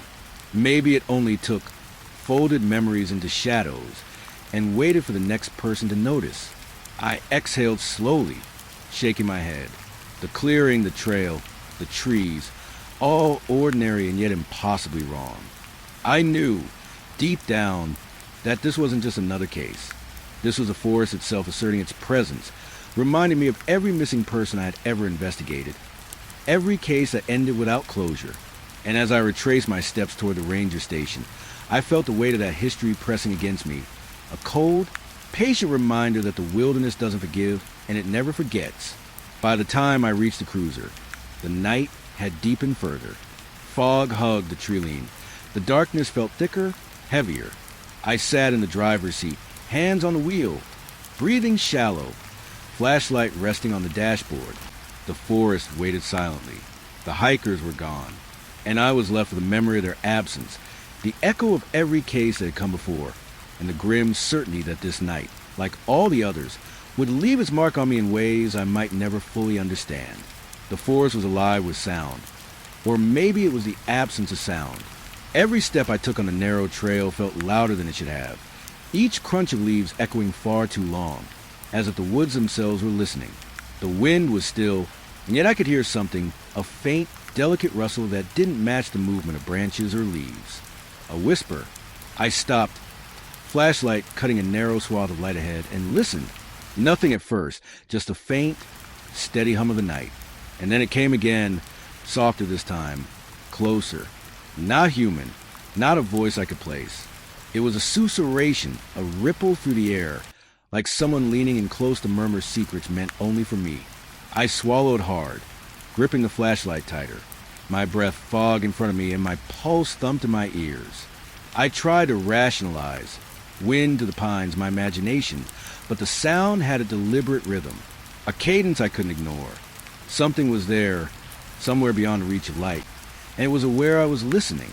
The trail wound deeper into the forest. Trees pressed close, their trunks dark and still. Shadows bent at impossible angles in the beam of my flashlight, and I could swear that every time I looked away, shapes moved at the edge of my vision. My mind kept trying to explain it. Fatigue, night anxiety. But I knew I had walked these woods before. I had seen disappearances happen. And this feeling, the weight of being watched, was real.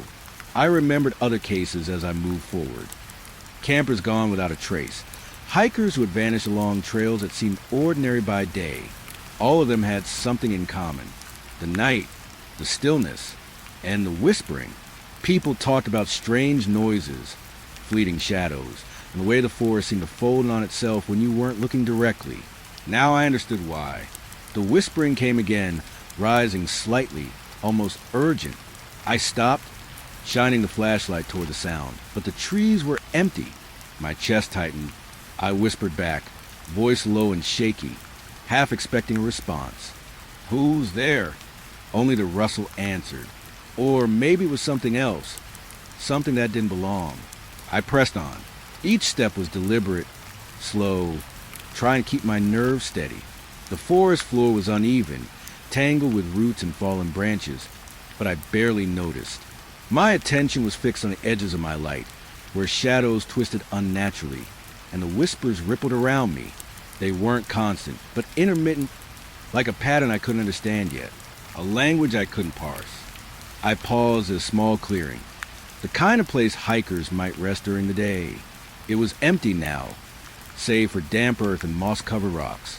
And yet, I felt it, the presence, something unseen, pressing close, brushing against my mind. The whispers were louder here, overlapping now, a faint chorus of tones that made my skin crawl. I could almost make out words, names, maybe calls, or warnings. I wasn't sure, but it felt familiar, as if the forest remembered every disappearance, every person who had stepped into it and never returned. I knelt, examining the ground. Mud was pressed into faint impressions. Shoe soles, scattered leaves, small branches bent unnaturally. It was like the forest had recorded someone's passage, only to erase it afterward. Footprints that ended abruptly, shadows that didn't align with trees, and always the whispers, curling around the edges of perception, pressing just out of reach that a cold wind swept through the clearing, rustling the pines in a deliberate, almost knowing way. The whispering intensified. My pulse quickened. I felt a prickle along my spine, and I had the sudden, undeniable sensation that I was not alone. Not in the physical sense, at least.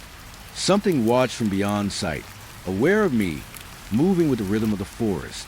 I stood, shaking slightly, and continued along the trail. My flashlight illuminated more of the forest, but the deeper I went, the heavier the night became. Every bend in the path looked like one I had passed before. Shadows shifted as I moved, and for a brief moment, I thought I saw a figure, a hiker maybe, or someone else. But when I blinked, there was nothing, only the trees, the dark, and the whispering. It came again, clearer this time. Names, perhaps, or words I almost understood. My mind raced. Could it be the missing hikers? Could the forest hold their echoes, their essence, just out of reach? I swallowed hard, gripping the flashlight tighter, chest pounding. The whispers seemed to circle me now, weaving in and out of the trees, rising and falling with a rhythm I couldn't name.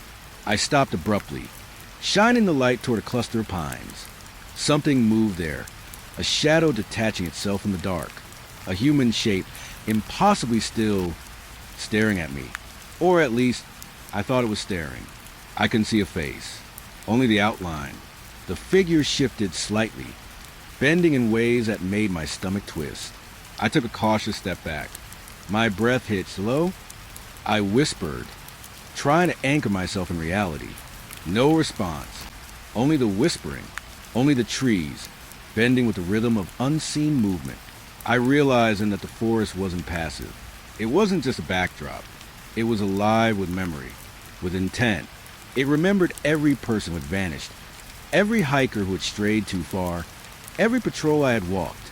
And now, it remembered me that I forced myself to move forward, flashlight shaking slightly in my hands. The trail wound upward, steeper now, roots jutting out like claws. I could feel the whispers circling, growing in intensity, overlapping, twisting. Not just sounds, but impressions, memories, faint glimpses of people, faces, gestures, moments frozen in time. Hikers I had seen in photographs, names I had written in reports. The forest had recorded them all, and now it showed me fragments. A sudden movement caught my attention, a shadow slipping between the trees, faster than it should have been. I blinked and it was gone. Only the whispering remained, circling, teasing, reminding me that I was being watched, studied.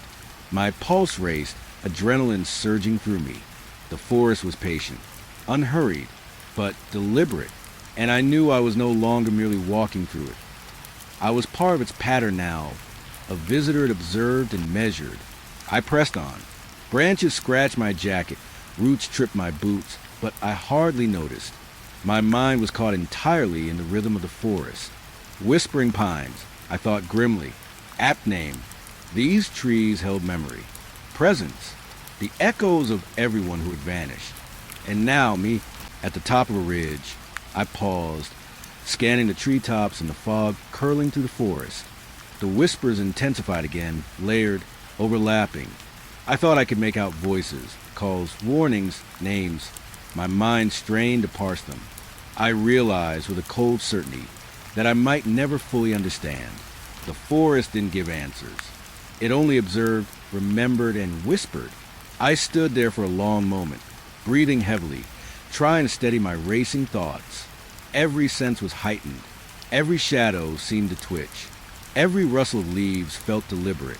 The forest was alive in a way I had never truly believed until now, and it had marked me, a silent acknowledgement, a warning, or perhaps a welcome. I wasn't sure. The wind shifted again, carrying a faint scent, damp earth, pine, and something older, decay, maybe, or the lingering presence of those who had disappeared before me. I swallowed hard, chest tight. The forest had always been patient. It had watched silently as people vanished. It had whispered, waited, remembered. and now it whispered for me. I exhaled slowly, gripping the flashlight. The trail wound back down the ridge, and I knew I had to return to the station to report what I had seen, what I had felt. But the whispering followed me, threading through the trees, curling around my mind. I could feel it still, pressing lightly, intimately, reminding me that this forest held more than I could understand, and that some of its secrets were not meant to leave the night behind. By the time I reached the edge of the trees, the whispers faded slightly, but the sensation remained. A presence, a memory, a warning, whispering pines. And as I climbed back into the cruiser, heart still hammering, I knew this forest would never forget me, and perhaps, in some way, I would never leave behind. Before I could step fully onto the trailhead again, the shadows shifted. Not ordinary shadows cast by the moon or my flashlight. These were deeper, darker, as though the forest itself had thickened and leaned in closer. Every time I blinked, the shapes seemed to stretch, elongate, twisting like smoke in the wind. I could feel them watching me, measuring me, waiting. I swallowed hard, gripping the flashlight. My fingers trembled slightly, the beam wavering across the trunks and underbrush. I tried to tell myself it was fatigue, paranoia, but the hair on my neck prickled. The air was thick, heavy with the scent of damp pine and something older, more pungent. A faint decay, like earth had absorbed a memory of those who vanished here before. I moved forward slowly, every step deliberate. The path narrowed, roots jutting from the earth, tripping the unwary. I shone my light along the ground, expecting footprints, signs, something I could follow. And then I saw them, marks in the mud, small, precise, not quite human. They ended abruptly, as though the person had vanished into thin air. I froze, heart hammering. The shadows shifted again, just beyond the edge of the flashlight.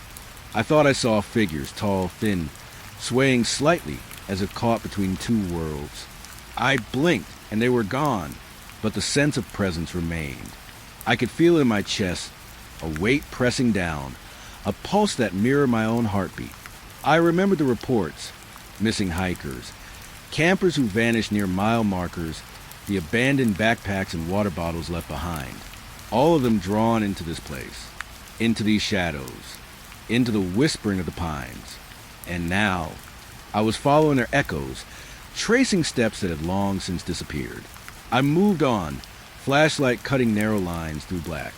Every rustle of leaves made me flinch. Every branch that snapped underfoot sounded like a warning. And then I heard it, a soft, almost imperceptible whispering. Not words I could understand, but syllables, calls, a cadence that made the hair on my arm stand on end. The shadows seemed to respond, bending, twisting closer, reflecting the sound, growing longer, darker. I paused at a small clearing, trying to steady my breath. The whispers were louder now, layered, overlapping. I could almost make out shapes in the fog that had rolled in between the trees. Faces, maybe, or what my mind interpreted as faces. Fleeting glimpses of eyes and mouths in the darkness. My pulse raced. I could feel my sanity straining. A sudden movement caught my attention. Something darted between two pines, fast, fluid, impossible. I swung the flashlight, catching a fleeting glimpse. A figure, hunched and thin, moving with an unnatural gait. I blinked and it was gone. Only the whispering remained, circling me, pressing against my skull, threading into my thoughts. I pressed on, trying to shake the fear. The trail twisted, bending back on itself. Every landmark seemed familiar, yet slightly wrong. Shadows bent where no light should reach. The ground seemed to shift beneath my feet, subtly, just enough to make me question if I was moving forward or walking in circles. My mind raced. Was this exhaustion, or something older, deeper alive? The whispers grew stronger. They weren't just sounds now. They carried weight, pressing against my mind, tugging at memories I had buried. I saw flashes, previous disappearances, abandoned campsites, hikers lost forever. Their faces flashed behind my eyes. Their eyes, wide and blank, stared back at me. The forest remembered them all, and now it reminded me. I stumbled over a root, catching myself on a tree trunk. My flashlight swung wildly, casting long, impossible shadows across the forest floor. And then I saw it, a small backpack, half hidden in the underbrush. Familiar, too familiar. My stomach turned. The echoes of previous nights, previous cases, pressed against me. The backpack was empty, but the air around it felt thick, charged, like the forest had left a message just for me. I bent closer, examining it. There was nothing inside but a faint imprint in the dirt, like a hand had pressed against the fabric and then vanished. My pulse raced. I straightened, scanning the tree-line. Shadows twisted again, moving in ways no normal living thing could. I could feel them now. The presence of something beyond comprehension, brushing against my awareness, observing. I swallowed, trying to maintain control. My thoughts circled, unable to rest. Every missing hiker, every vanishing camper, every abandoned trail. They were part of this, stitched into the fabric of the forest, preserved in whispers and shadows. And now I was here, walking among them, sensing their presence, following their paths, tracing their echoes. The trail narrowed further.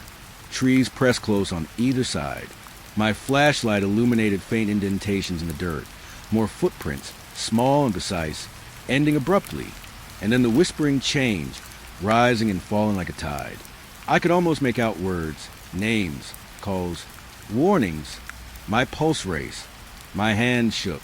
I realized I had become part of the rhythm now, part of the forest pattern, observed and measured.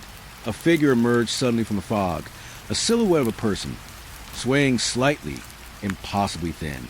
I froze. It didn't move toward me, didn't speak, just stood there, a dark shape framed by shadows. I raised the flashlight, but the beam seemed to bend around it, refusing to illuminate it fully. My chest tightened. My mind fought panic. This was no ordinary shadow. Something unnatural lingered here, caught between worlds, watching, waiting.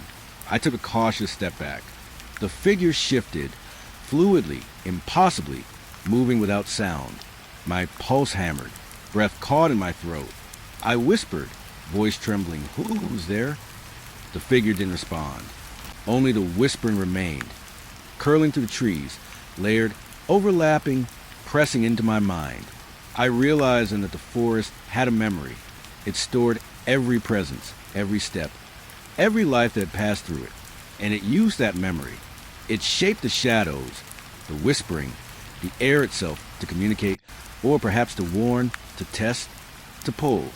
I felt the weight of it pressing against me, the collective presence of all who had vanished here before. Their silent calls were stitched into every leaf, every branch, every shadow. The figure vanished suddenly, leaving only the dense fog and the whispering. I could feel it in my chest, the pulse of something older than the trees themselves, patient, deliberate. I pressed on, moving slowly, flashlight cutting narrow lines through the darkness. Each step echoed, each shadow bent in ways I couldn't understand. The forest observed, recorded, remembered. At a bend in the trail, I stopped, listening. The whispering had grown, a chorus of faint voices, layered, overlapping. Names, calls, warnings, none of it fully intelligible. I realized with a chill that the forest didn't just observe. It preserved, it trapped, it waited, and I had entered its rhythm. I exhaled slowly, gripping the flashlight. The trail wound deeper, twisting, narrowing. Shadows twisted at the edges of the light. Shapes moved just out of reach. And I felt it. The weight of the missing, the vanished, the unseen, all pressed into the night, layered into the whispering pines. My pulse raced. My sanity trembled on the edge. I forced myself to keep moving, each step deliberate. The forest had a pattern, and I was following it now, caught in its rhythm, tracing the echoes of those who had disappeared. Whispering pines. Apt name. It whispered. It observed. It remembered. And I knew, deep down, that I would never see it the same way again. By the time I reached the ranger station, the whispers had receded slightly, but the sense of presence remained. Watching, waiting. The forest had marked me, threaded me into its pattern, made me a witness. And I knew, with a chill that wrapped around my spine, that I would carry the memory of these whispers forever. The cabin appeared suddenly, tucked into a small clearing like it had grown from the earth itself. Its wooden walls were dark, aged, and weathered by years of storms and neglect. I slowed the cruiser as I approached, flashlight scanning the perimeter, and immediately noticed the door, slightly ajar, swinging ever so gently, though the night was still. No wind, no explanation, just a soft creak of old hinges moving on their own. I stepped closer, every instinct screaming caution. My boots crunched on the underbrush, echoing strangely in the night, and I could feel the weight of silence pressing in from all sides. The forest around me was the same I had walked earlier, the pines thick, shadows twisting in the weak light. But here, at the cabin, the quiet felt different. Not empty, expectant, watching. I raised my flashlight, sweeping across the door. The wood was cracked, the paint peeling, but the swing was deliberate, precise, not random, not the work of gravity or rust. Something or someone was moving it, waiting. I swallowed hard, fingers tightening on the flashlight, and pushed the door slowly. It moved without resistance, sliding back to reveal the interior. The air inside was heavy, stale, carrying a faint scent of damp wood, earth, and something else, cologne maybe, or perfume long faded but lingering. My light revealed the cabin's interior, a small living space, rustic and bare, yet something about it felt deliberately arranged. A chair was tipped slightly, a coat draped over it, not tossed, but placed. On a table, a notebook lay open, pages scribbled with uneven handwriting. Words I couldn't make out immediately, but felt urgent, desperate. I stepped in cautiously, boots creaking on the wooden floor.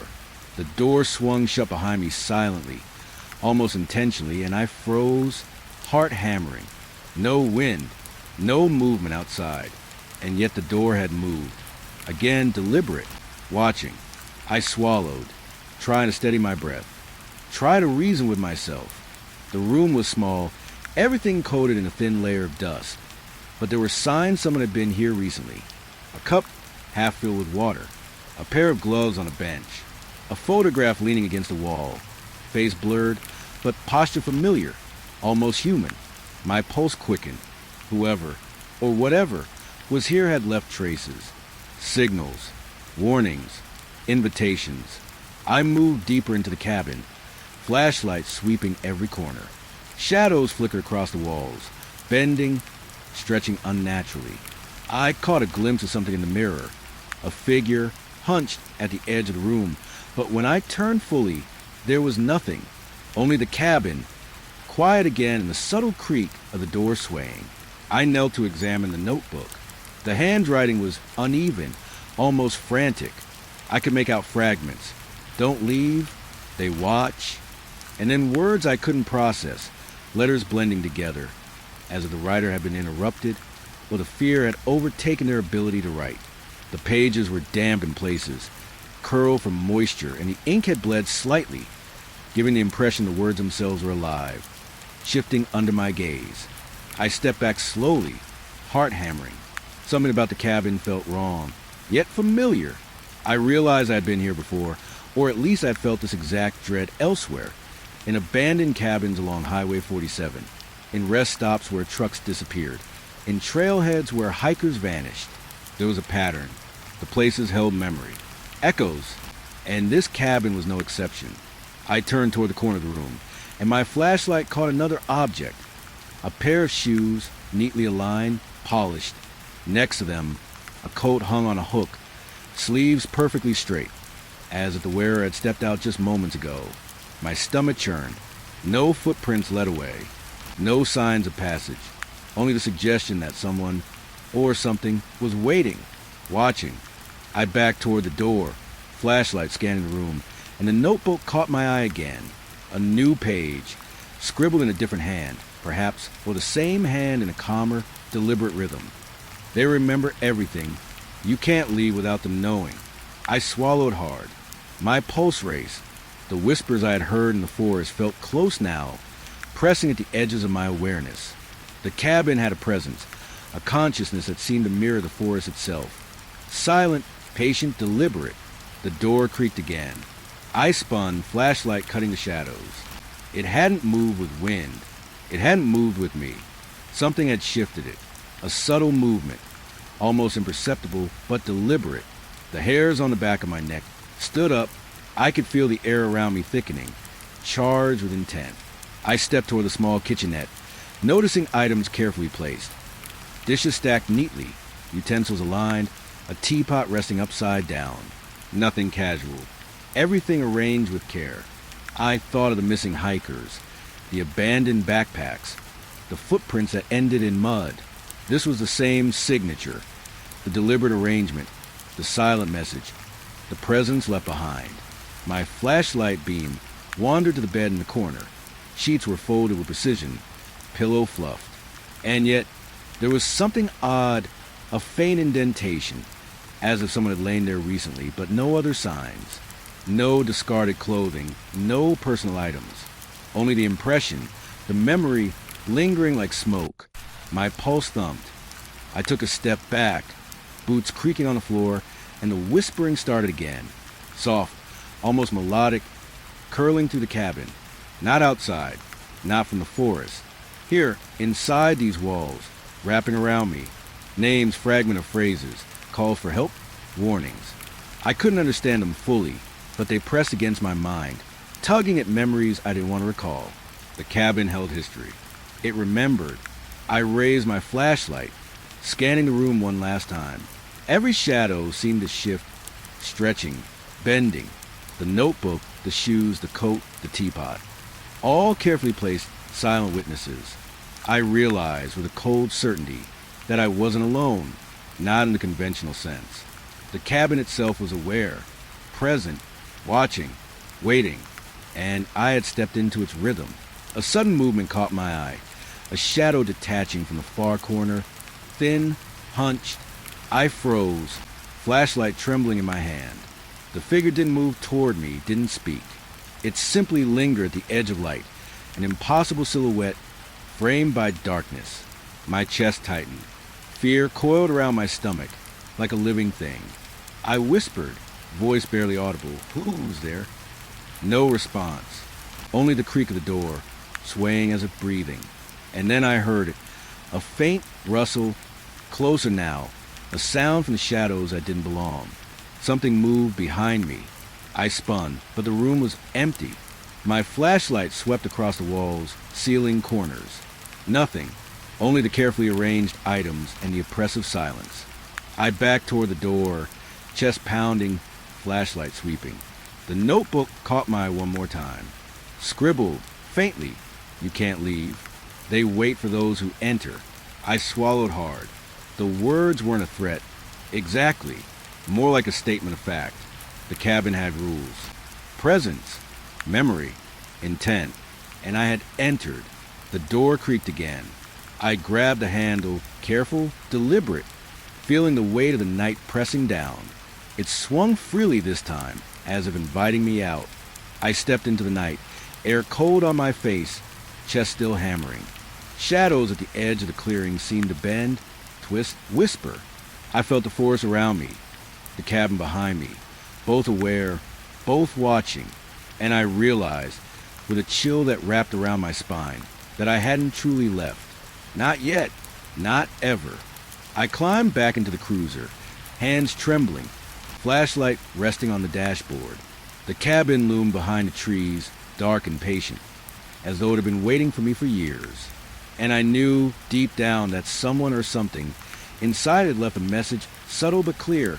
I was now part of the story, part of the rhythm, part of the silence that waited, patient and deliberate, for those who entered and never fully left.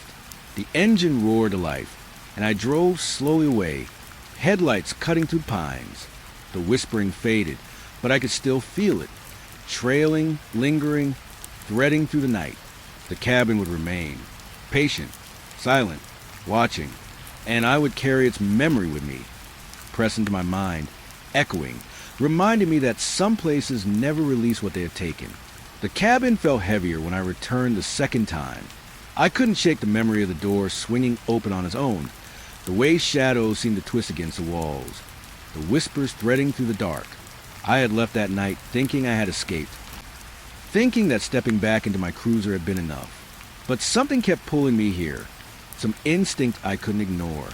I pushed the door open slowly, flashlight in hand, and the familiar creak answered me. The air inside was cold, stale, carrying the same faint scent of damp wood, old pine, and something else I couldn't name. My eyes adjusted quickly, sweeping over the room. Everything was in the same place. The notebook on the table, the shoes neatly lined by the door, the coat draped over the chair, as if the cabin hadn't moved at all, waiting patiently for me to return. On the small table, tucked beneath a stack of papers I hadn't noticed before, was a photo album, leather-bound, worn, the cover cracked along the edges. I hesitated, my chest tightening. Something about it felt deliberate, as if someone or something had placed it there for me. I picked it up carefully, feeling the weight of it in my hands, and opened it. The first page held a photograph of the forest, taken during the day. Nothing unusual at first glance, but then I noticed the faint shapes among the trees. People, perhaps, but blurred, ghostly. They weren't fully formed, just hints of presence, shadows of bodies standing still. I swallowed hard. Something about them felt familiar, unsettling, like I had seen these same shapes in police reports years ago. Missing hikers, campers, locals, their faces blurred, but the posture, the stance, it was the same. Page after page revealed more. Individuals alone, framed in the woods, some smiling at the camera, some looking anxious, others frozen mid-step, as if captured while fleeing. The same woods I had walked, the same trails I had patrolled. My pulse quickened. Names I recognized from missing person files. Teenagers, hikers, backpackers. Faces that had vanished without trace. The photographs were dated, some decades old. Yet every time, the setting was the same. This forest, these trees, the silent pines, tall and unyielding. I traced a finger across one photograph. A young woman, smiling nervously, eyes wide. I had seen her file in the sheriff's office. Found nothing, gone without a trace. And here she was, staring at me from decades past. Frozen in image I could almost reach out and touch. A chill ran down my spine. This wasn't coincidence. This cabin, these woods, they remembered, they recorded. I flipped the page slowly, almost afraid of what I might see next. Another photo. A group of hikers, frozen mid-step, faces tense, gazes fixed on something unseen. Their positioning, the way shadows clung unnaturally to the edges of the image, gave me a sharp, irrational sense of dread. My hands shook. The forest outside seemed to press against the cabin walls, the whispering threads curling back into my consciousness. I set the flashlight down on the table, leaning closer to the photos. Some had scribbles in faint ink along the edges. Dates, initials, short phrases. Do not follow. They remember, gone too far, words that made no sense in isolation, but carried a weight of warning. Whoever had made these albums, or whatever had preserved these images, had observed every disappearance, every person who had entered these woods. And now I was part of the story. One photograph caught my eye. A man, young, leaning against a tree, eyes wide, mouth slightly open. He had disappeared on a trail I had patrolled last year. I had driven hours to search, combed the woods, found nothing. And now, here he was, staring at me from the album. His gaze felt alive, almost accusing. My pulse thumped violently. I felt like I was being pulled into the photograph, into the forest itself, into something older and more patient than I could comprehend. I stepped back, blinking, trying to ground myself, but the whispering returned, faintly, curling around the walls, threading through the air. Not words this time, just a tone, a cadence that pressed against my mind. The shadows in the corners of the room seemed to bend, stretch, move in ways they hadn't before. And I realized that the album wasn't just a record. It was a lure, a signal, a map. Flipping further, I noticed something worse. Photos of recent hikers, missing only days ago. Faces that were fresh in my memory. One teenager, barely 16, eyes wide with fear, mouth frozen mid-breath. I had been involved in the search parties, driven along the trails called in helicopters. Nothing, gone without a trace. And yet here, preserved in photographs, as if the forest itself had chosen to remember them, to etch their fear into permanence. I slammed the album shut, heart hammering, and felt my chest tighten. The cabin pressing around me. Shadows twisted along the walls, curling at the edges of my vision. And then I realized something I hadn't acknowledged before. I had walked these woods. I had entered their rhythm. I had been watched, measured, recorded. And now, I understood, with a chill that clawed through my spine, that the forest, the cabin, the photographs, they had remembered me too. I set the album back on the table, but I could still feel it. The weight of every missing person, every silent photograph, pressing down on me, whispering, waiting. The forest beyond the walls, patient, deliberate, was connected to this place, to these images, to the record of disappearances. And I was a witness now, a reluctant observer, caught in the thread that wove all of these vanishings together. I stepped toward the window, shining the flashlight into the night. The trees were dark, motionless, yet I could feel the pulse of the forest, the same sensation I had felt walking the trails, the same rhythm that had pulled me back here. It was patient, it was aware, it remembered, and it seemed to expect something from me, though I didn't yet know what. I turned back to the album one more time. The last page held a single photograph, a trail, mist curling through the trees, indistinct but familiar, a figure, barely visible, blurred in the fog, and beneath it, scribbled in faint ink, next. My stomach lurched. A shiver ran down my spine. I realized the message wasn't just about those who had vanished. It was about me, about anyone who walked these woods, about the inevitable pull into the forest, into memory, into the whispering pines. I couldn't leave. Not yet. I needed to understand, to document, to trace the thread, but fear coiled in my chest like a living thing. The cabin, the forest, the photographs, they were patient, deliberate, silent predators, recording every step, every heartbeat, every shadow.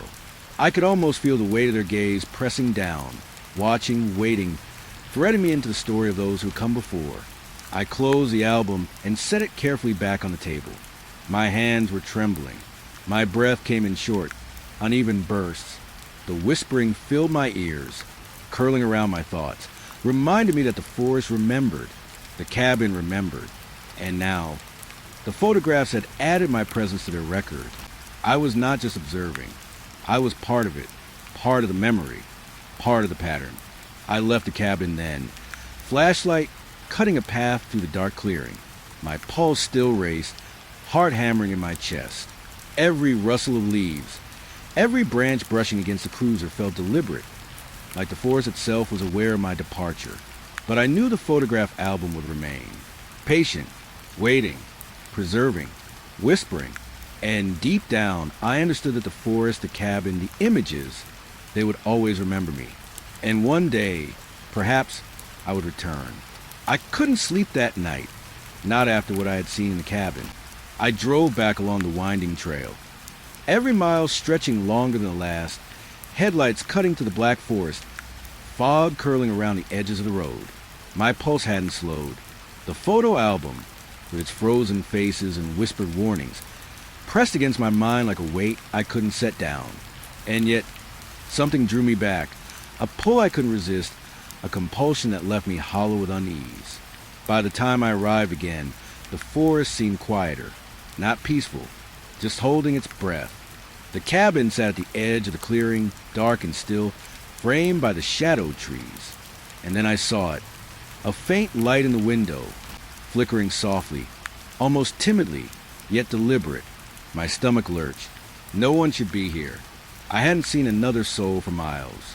The air was still, the night untouched by wind. Yet there it was, a light, waiting. I stepped out of the cruiser, boots crunching on the undergrowth, and my flashlight cut a narrow beam across the clearing. The light flickered again, then vanished, only to reappear moments later, as if testing me, daring me to approach. My chest tightened. I knew, instinctively, that this wasn't ordinary, not human, not simple electricity. There was intent in the flicker, a pulse behind it, a rhythm I could feel pressing through the dark. I approached slowly, flashlight steady in my hand. Shadows bent the edges of the clearing, stretching unnaturally, the pines leaning in as though observing. I reached the porch. The door was closed now, solid, unyielding, but the light glowed behind the curtains, faint, dancing. I placed a hand on the door, cold, heavier than I expected, like it carried a memory of everything that had passed through this place. The whispers began softly, curling through the night, around the cabin, threading into my ears. Names, fragments, calls, too faint to understand, yet unmistakably human. Not one voice, but many layered and overlapping. I could feel them pressing into my mind, tugging at memories of previous cases, disappearances, the faces in the photo album, the hikers I'd searched for, the trucks that had vanished without trace. All of them were here now, alive in the whispers, waiting. I circled the cabin slowly, flashlight sweeping along the walls. The light in the window flickered again, shadows stretching and twisting inside. I thought I saw a silhouette, a figure, hunched, moving just beyond the curtain. I stopped, pulse hammering, breath caught in my throat. My fingers gripped the flashlight tightly. This figure, or whatever it was, didn't move like a person. Not naturally.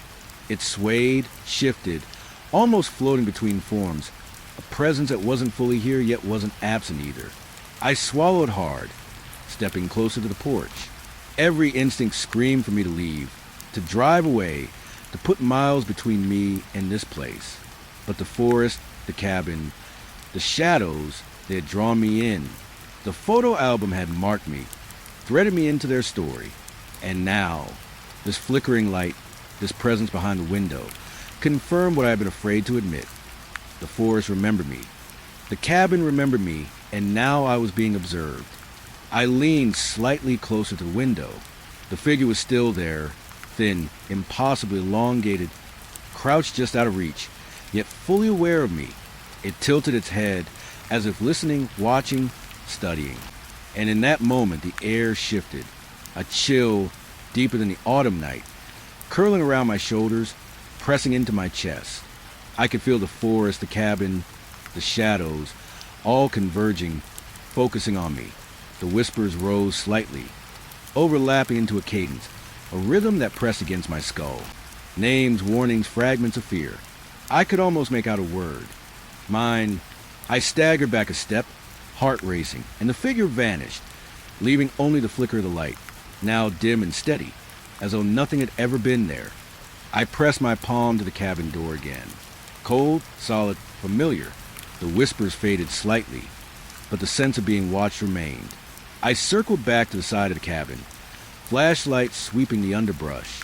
Shadows danced at the edge of my vision, stretching long and thin just beyond the light. Shapes shifted in impossible ways, leaning, twisting, bending as though the forest itself had grown arms to reach out, to observe, to test. I stepped onto the porch, boots creaking on the old wood. The cabin was alive with memory. Every scuff, every mark, every object seemed to pulse softly, as though storing the presence of those who had come before me. My eyes fell to a chair near the table inside, tipped slightly, coat draped over the back. And there it was again, the flicker in the window. I realized then that the light was responding to me, my attention, my pulse, my fear. A sudden movement caught my eye. A shadow, fleeting, darting past the far corner of the room inside. My flashlight beam caught the edge of it, but by the time I adjusted, it was gone. Nothing remained. Just a faint glow of the window, the oppressive weight of the cabin, and the whispers curling softly in my ears. I leaned closer, hand resting lightly on the doorframe. The forest outside was still, the night untouched, and yet I could feel it. The presence, patient, deliberate, ancient, watching, waiting, not just in the window, but everywhere, in the shadows, in the air, threaded into the walls, the floor, the objects inside. The cabin didn't just hold memory, it held intention, and I was the subject of it now. I stepped back slightly, breathing hard, pulse racing. The whispers became more insistent, overlapping, almost a chant. The shadows in the room seemed to ripple in response, bending around the light, shaping themselves to the rhythm of my fear. I realized with a sinking dread that I was being measured, tested, and that the cabin and whatever lingered inside it knew everything about me now. My presence, my fear, my memory. The light flickered again, slower this time, almost hesitant, almost questioning. I swallowed hard, chest tight. It wasn't inviting. Not exactly. But it was aware of me, and I could feel it weigh my resolve, my sanity, my will to continue. The photo album, the missing hikers, the shadows in the forest, all of it converged here, in this single moment, in this single flickering glow behind a cabin window in the middle of nowhere. I stepped closer again, flashlight sweeping the cabin interior. Everything seemed unchanged, frozen, yet alive. The tipped chair, the coat, the notebook on the table, all meticulous, deliberate. I could feel the intent behind each placement, a silent communication I could almost understand, but not fully. And then I saw it. A faint outline of a handprint on the glass, smudged but visible, as if someone or something had pressed against the window just moments before. My stomach lurched. The whispers rose again, layered, overlapping, pressing against my skull. Names, fragments, memories of those who had vanished. Every single one threading into the cabin itself. I could feel their presence, alive and patient, circling me, watching me, waiting for a misstep. And then I realized this was a pattern. The cabin didn't just observe. It collected. It preserved. And I was now part of its record, its rhythm, its memory. I stepped back, flashlight trembling slightly in my hand. The light in the window flickered once more, then vanished entirely, leaving the cabin in darkness. Silence fell, heavy, deliberate, almost oppressive. I could feel the weight of it pressing down, shadows stretching, leaning, holding me in place. And then the whispers softened, curling around me, retreating just enough to leave me trembling, aware, and uncertain. I knew I couldn't linger much longer. I backed away from the cabin, boots crunching on the forest floor. Every shadow seemed to stretch after me, following, observing, patient. And even as I reached the cruiser, headlights cutting to the pines, I could feel the presence, deep in my chest, threading through my thoughts, a reminder that the cabin had marked me, measured me, preserved me. The engine roared to life, and I drove slowly away, eyes flicking constantly to the rear-view mirror. The forest swallowed the cabin, shadows and pines bending together, silent and watchful. But I knew the light would return. Not tonight, maybe not tomorrow, but eventually, flickering behind a window, patient, watching, waiting. And I realized, with a chill that wrapped itself around my spine, that I would never see that cabin or its light the same way again. It had observed me, collected me, threaded me into the story of those who had disappeared, those who had left traces behind, and those who had come too close. And deep down, I understood that I hadn't truly left. Not yet, not ever. The cabin, the shadows, the light, they were patient. They waited, and they would remember me forever. I followed the trail deeper into the forest, flashlight cutting a narrow path through the thick undergrowth. The trees leaned inward, their bare branches scraping against one another in a quiet rhythm, like the forest itself was whispering secrets I couldn't quite understand. Every step felt heavier than the last, the ground uneven and frozen, frost coating the fallen leaves and branches. My breath hung in the air in white clouds, and I could feel the cold biting through my jacket, seeping into my bones.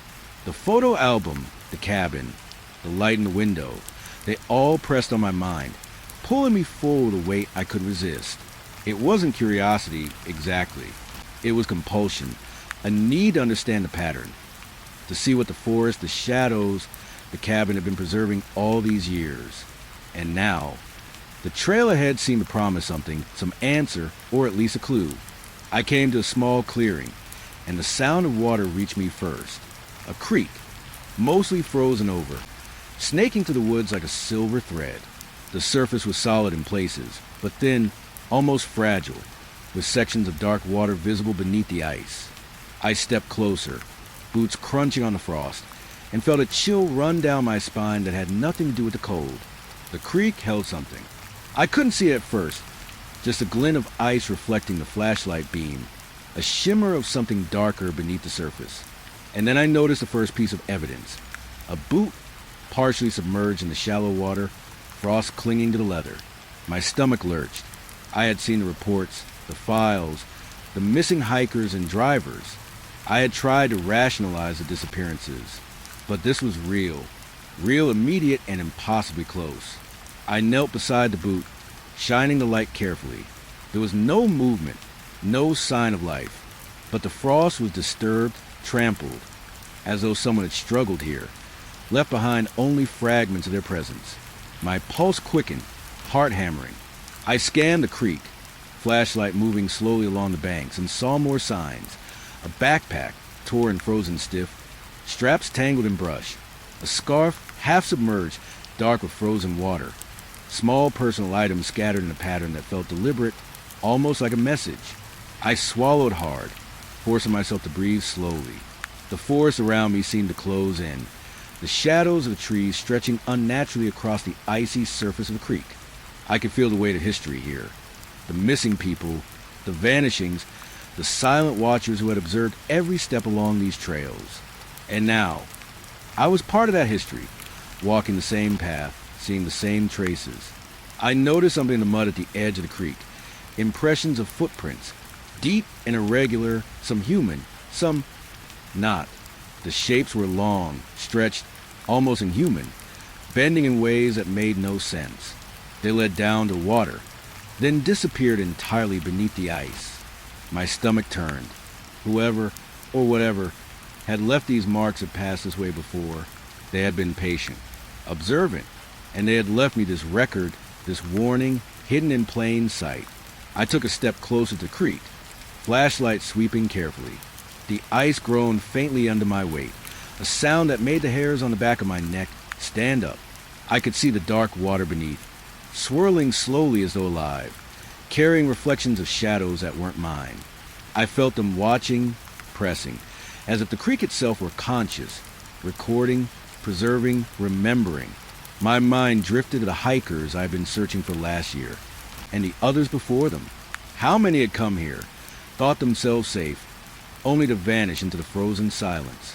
The creek had been patient, deliberate, preserving the remnants, marking the forest with evidence that few would ever find. And now, here I was, staring at the frozen water, at the scattered items, at the boot that had once belonged to a person, and I realized the pattern extended beyond the cabin, beyond the photo album. It was the entire forest, every path, every trail, every hidden corner. A record, a rhythm. I knelt again, examining the ice. Beneath it, faint shapes shifted. Leaves, branches, small objects, almost human in form. I could feel the weight of their presence pressing through the cold, the silence, the frozen water. And then I noticed it, a faint, dark smear on the ice, almost like a handprint, half frozen, half submerged, pressed into the surface as though someone had struggled and reached out, leaving only a memory behind. My hand shook. I stepped back, boots crunching on the frost. The shadows along the banks seemed to stretch, bending in impossible ways. Shapes lurked just beyond the light, moving only at the edge of perception.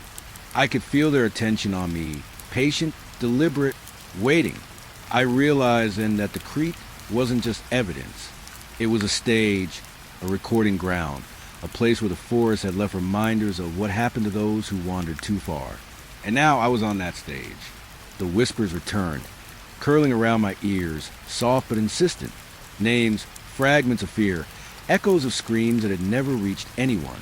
The ice creaked faintly, a groaning sound, almost a voice, responded to my presence, acknowledging my intrusion. The forest around me pressed in, tall pines bending in the windless night, shadows clinging to every edge. I felt a cold touch brush against my arm, though nothing was there. My pulse raced. I shined the flashlight along the far bank. More evidence. Clothing, small personal items, a hat, a thermos, all frozen in place, as if arranged deliberately, carefully, preserving the moment of disappearance. And then I saw it. A shallow depression in the frost, shaped like a person curled on their side, frozen mid-step, half submerged in mud. My stomach lurched. The forest, the creek, the ice, They had not only remembered them, they had marked them, recorded them, preserved them, and now I understood with a cold certainty that they would do the same to anyone who wandered here uninvited. I stepped back again, shivering chest tight. The whispers grew slightly, layering into a rhythm I could feel in my chest. Pulsing, pressing. The shadows bent closer, twisting along the edge of my vision, stretching unnaturally, as if the forest itself were alive, aware of me, measuring me, observing me. Every item, every imprint, every frozen remnant of human presence was a thread, and I was now woven into the pattern. I realized that the creek was patient, deliberate like the cabin, like the shadows. It preserved, recorded, waited. Every frozen boot, every scarf, every smear of mud with a memory pressed into the ice, a warning left behind. And I had walked too close, seen too much, understood too much. The forest had noticed. The creek had noted my presence. And now, it was holding me in its gaze. I backed slowly toward the trail, flashlight sweeping carefully. The ice groaned faintly again, echoing softly through the trees, like a whisper I could feel in my chest. Shadows flickered at the edge of the light, bending, shifting, almost moving toward me and then away, deliberate, patient. And in that moment, I understood that the frozen creek was more than just evidence. It was alive in memory, alive in intent, and it would wait for anyone who came too close, anyone who dared to notice, anyone who tried to leave without acknowledgement. I took one last look at the creek. The frozen water glinted faintly in the flashlight beam, scattered evidence frozen in time. Shadows bent around the edges, whispering, observing. The forest pressed in. The ice groaned faintly, carrying the weight of all the missing, all the vanished, all the watched. And deep down, I knew I had been marked. I had been seen. And one day, if I returned or if I lingered too long, the creek, patient and deliberate, would add me to its record. I turned back to the trail, boots crunching in the frost, heart hammering. Every shadow seemed to follow, every whisper threading into my thoughts. The forest, the creek, the frozen evidence, all patient, deliberate, alive. And I knew that the frozen creek would remain, waiting, remembering, observing, and I would carry its presence with me, press into my mind, echoing, reminded me that some places never release what they have taken. I couldn't tell how long I had been wandering. The forest had swallowed me completely, or maybe I had lost track of time myself. The trail I had followed from the frozen creek seemed to loop back endlessly, twisting, folding in on itself. Every step sounded the same. The crunch of frost underfoot, the snap of a branch, the whisper of wind through the trees. But something else had started to reach me. The sound of screaming. At first, I thought it was my imagination. The kind of thing the mind conjures when it's cold, tired, and alone. But the sound persisted, distant but unmistakable. High-pitched, panicked, human. Screams of fear, calls for help. Echoes that didn't seem to obey the laws of distance. I froze, my breath clouded in the frigid air, my pulse hammering in my ears. The screams were layered, overlapping, coming from every direction at once.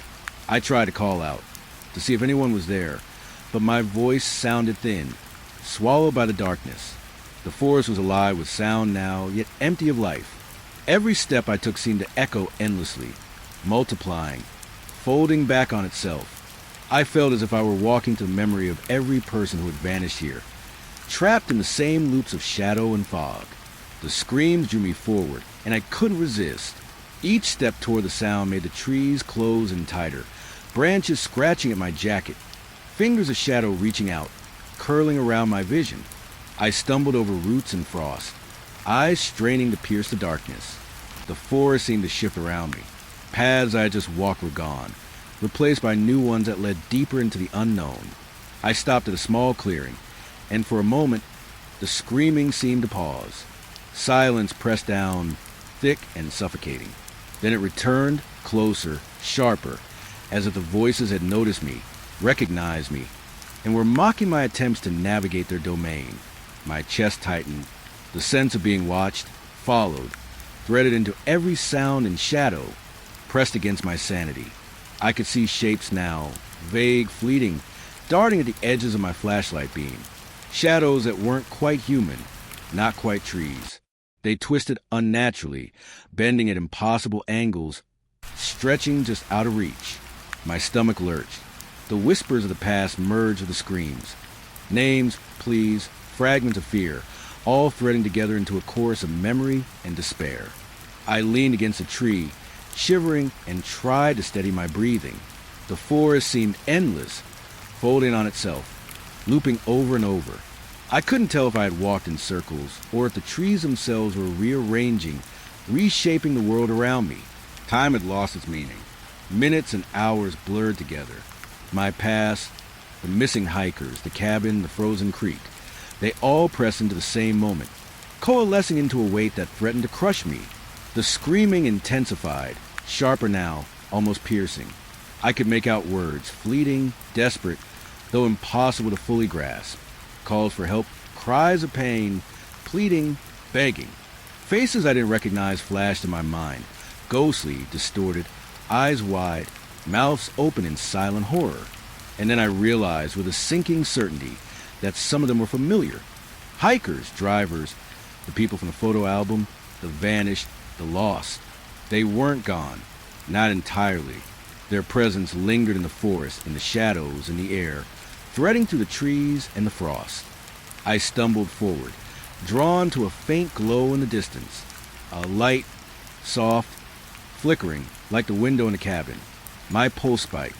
I didn't know if it was hope or fear or both, but I couldn't resist. Each step toward it felt heavier, the ground shifting beneath my feet, roots tangling like hands trying to hold me back. The screams surrounded me now, a symphony of terror that pressed against my mind. I felt dizzy, unsteady, the cold sinking deeper into my bones. When I reached the source of the glow, there was nothing. No cabin, no figure, just a faint light hovering over the frozen earth, casting long, wavering shadows. And in that light, I saw them, shapes crouched, crawling, moving at the edge of perception. Half-formed, almost human, yet not. Faces blurred, bodies twisted.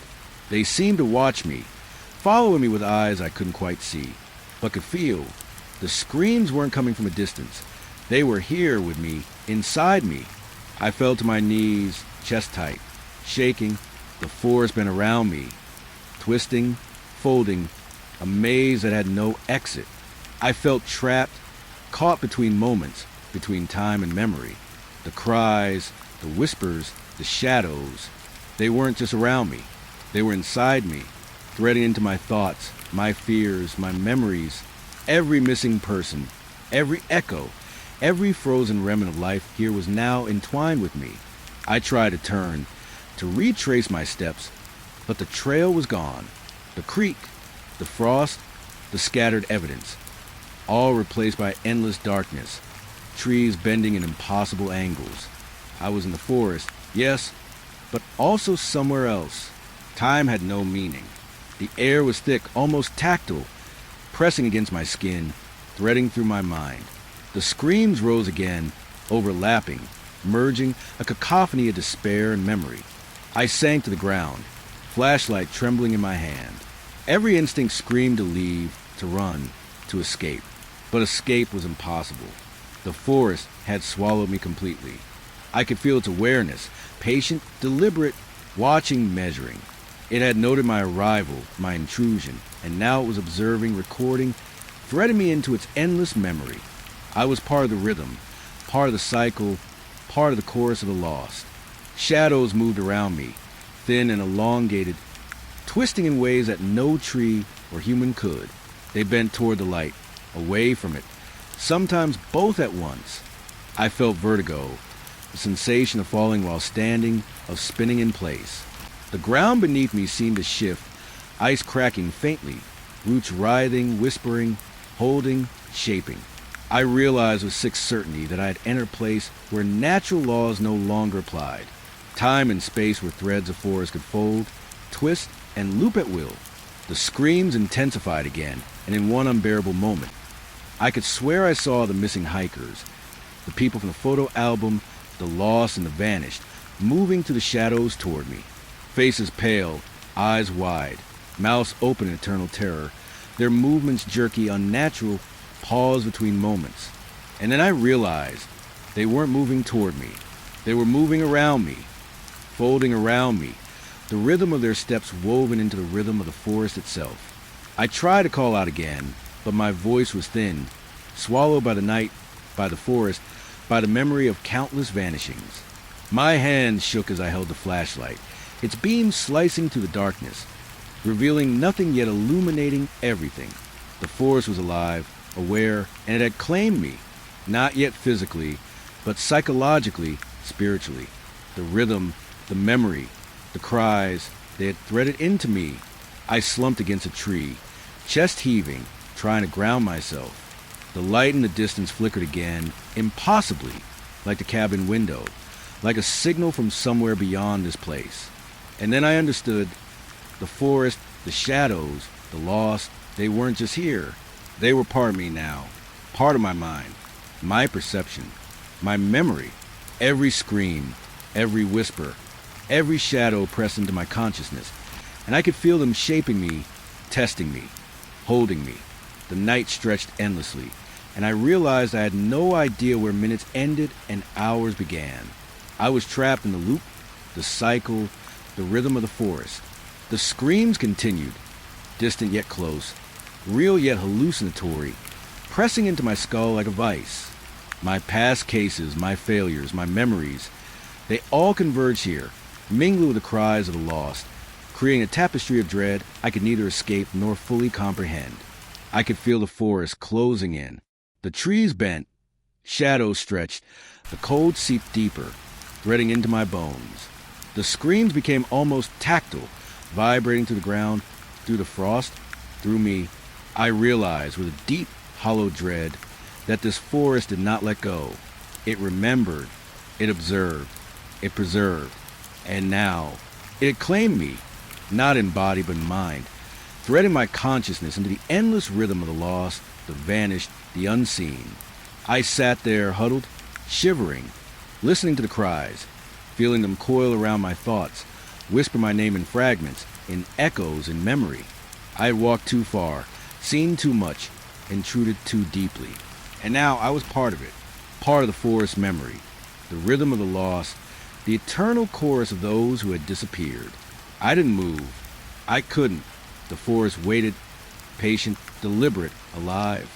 And I realized with a cold certainty that filled my chest and clenched my gut that some places, some moments, some forests never release what they take.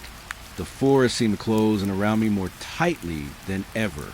Black pines loomed like sentinels, their needles whispering secrets in the frigid wind. I had walked hours, maybe days, though I couldn't be sure, following twisted trails, frozen creeks, shadows that bent and stretched just beyond the edge of my vision. The screams of the lost still haunted me, echoing in my skull long after the forest had swallowed the last sound. And now, I stumbled upon something entirely unexpected. A small, weathered cabin hidden among the trees, almost invisible beneath the skeletal branches. I approached cautiously, flashlight trembling in my hands. The cabin was older than any structure I had seen in these woods, dark timber worn and twisted by decades of wind and frost. The door hung slightly ajar, hinges rusted, creaking faintly in the whispering wind. The air around it felt thicker, heavier, charged with something that made my skin prickle. I knew, before I even stepped inside, that this was not an ordinary place. Inside, dust hung in the air like frozen smoke. Broken furniture, rotting floorboards, the remnants of lives long past. My flashlight beam cut across the room, illuminating a table in the far corner, and there it was, a diary, bound in cracked leather, pages yellowed and brittle. I could feel its presence before I touched it, as if it carried the weight of every secret, every horror, every act that had transpired in these woods. I picked it up carefully, cradling it as though it might shatter or lash out. The first page was blank, but the second contained handwriting, precise, almost obsessive. And then I began to read. The diary detailed a group, a cult, that had existed in these woods for decades. Their rituals, their sacrifices, their obsession with something they called the Black Pine Presence. The words were matter-of-fact, chillingly mundane in tone, cataloging horrors as though they were chores, as though murder and terror were part of daily routine. They wrote of offerings left in frozen creeks, of travelers vanished into the shadows, of ceremonies performed beneath the skeletal canopy of pines. I felt the air tighten around me as I turned each page, the forest pressing closer, listening. The diary spoke of individuals chosen, observed, and marked before they disappeared. The missing hikers, the vanished drivers, the figures from my own cases. They were all here in the record. Everything I had seen, the cabin, the frozen creek, the shadows, the flickering lights, they weren't random. They were orchestrated, methodical, and they were far older, far deeper than I had ever imagined. My hands shook as I continued reading. Names were listed, dates, small sketches of symbols carved into trees, into wood, into flesh. There were descriptions of chants, whisper in the dark, designed to lure, to confuse, to trap. And then I found a passage that made my stomach turn. It described a moment when someone alive, had entered their domain, observed, and yet survived. The description matched me. My own footsteps, my own presence, my own terror. The forest had known me, watched me, guided me here. I pressed the diary to my chest, shivering. The whispers of the forest seemed louder now, curling around my thoughts, threading into my memories. Every previous disappearance, every scream, every frozen remnant, the cabin, the creek, the shadows, they were all part of this ritual, this record. The cult hadn't just existed here in the past. They existed in memory, in influence, in the forest itself. And somehow, impossibly, I had become part of it. A sudden movement caught the corner of my eye. Shadows shifted, elongated, bending along the walls, creeping along the floorboards. I turned slowly, flashlight trembling, and for a brief instant, I thought I saw figures in the far corner of the cabin. They were tall, thin, faces obscured, bodies swaying unnaturally.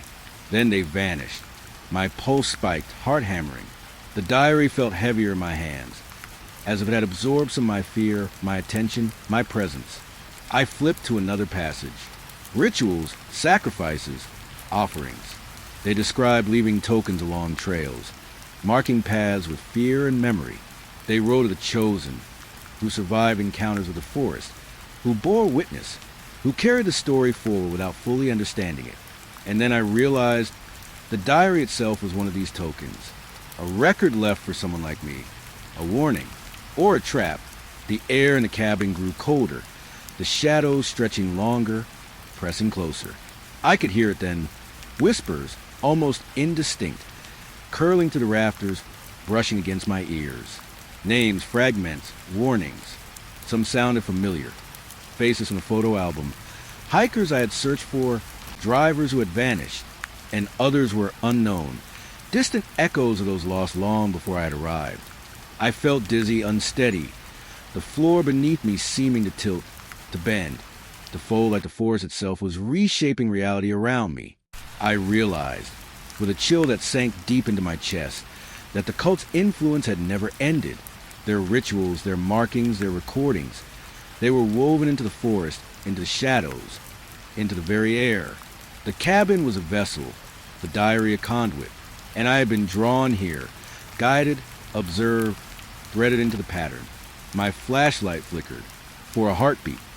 I thought the shadows in the corners of the cabin leaned closer, reaching toward me with long, spindly fingers. I swallowed hard, chest tight, and pressed the diary to my stomach like a shield. The air felt thick, heavy, almost tactile. I could feel the presence of the forest, of the cult, pressing into me, testing me, measuring my fear. I read on. The final pages were different, fragmented, hurried, frantic. They spoke of mistakes, of threads broken, and rituals interrupted. They hinted that the forest had a memory of its own, that those who survived too long became part of its record, part of its rhythm. And then there was a name, scrawled in a hand that seemed to shake with terror. Mine. I froze. My hands trembled.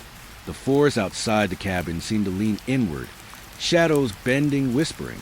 Every sound, the wind through the pines, the ice cracking in distant creeks, the faint rustle of leaves, echoed the diary's warnings. I realized that the horror I had chased, that I had tried to understand, was not behind me. It was all around me. It was within me. I dropped the diary on the table, but the sense of its presence lingered, like a weight pressing on my chest. The forest outside seemed darker, more alive, more aware. The shadows moved, subtly, impossibly, just at the edge of perception. I felt watched, measured, tested, and I knew that leaving the cabin would not free me. The forest, the cult, the record they had left behind. It had already claimed a part of me. I stepped toward the door, boots crunching softly on the floorboards. The air smelled of decay and cold earth, of frost and rot, of history and memory. The shadows shifted slightly as I moved, and for a moment, I thought I saw the figures again, tall, thin, swaying just beyond the window, watching me with intent I could not comprehend. Then they were gone. Only the forest remained, patient, deliberate, waiting. Outside, the wind of the pines whispered like voices, the diary's words pressing on me even now, echoing in my skull. The rituals, the sacrifices, the patterns of observation and memory. I understood, finally, that the forest did not forgive. It did not forget, and the cult's influence, though perhaps long gone in body, persisted in the threads of shadow, frost, and memory that stretched through every branch, every frozen creek, every hidden clearing. I left the cabin reluctantly, shivering, heart-hammering, carrying the weight of what I had read and what I had felt. Every step along the trail back to the black pines pressed the knowledge deeper into me. The cult had left its mark. The forest had preserved it, and I was now part of that record. Not fully visible, not fully understood, but there nonetheless.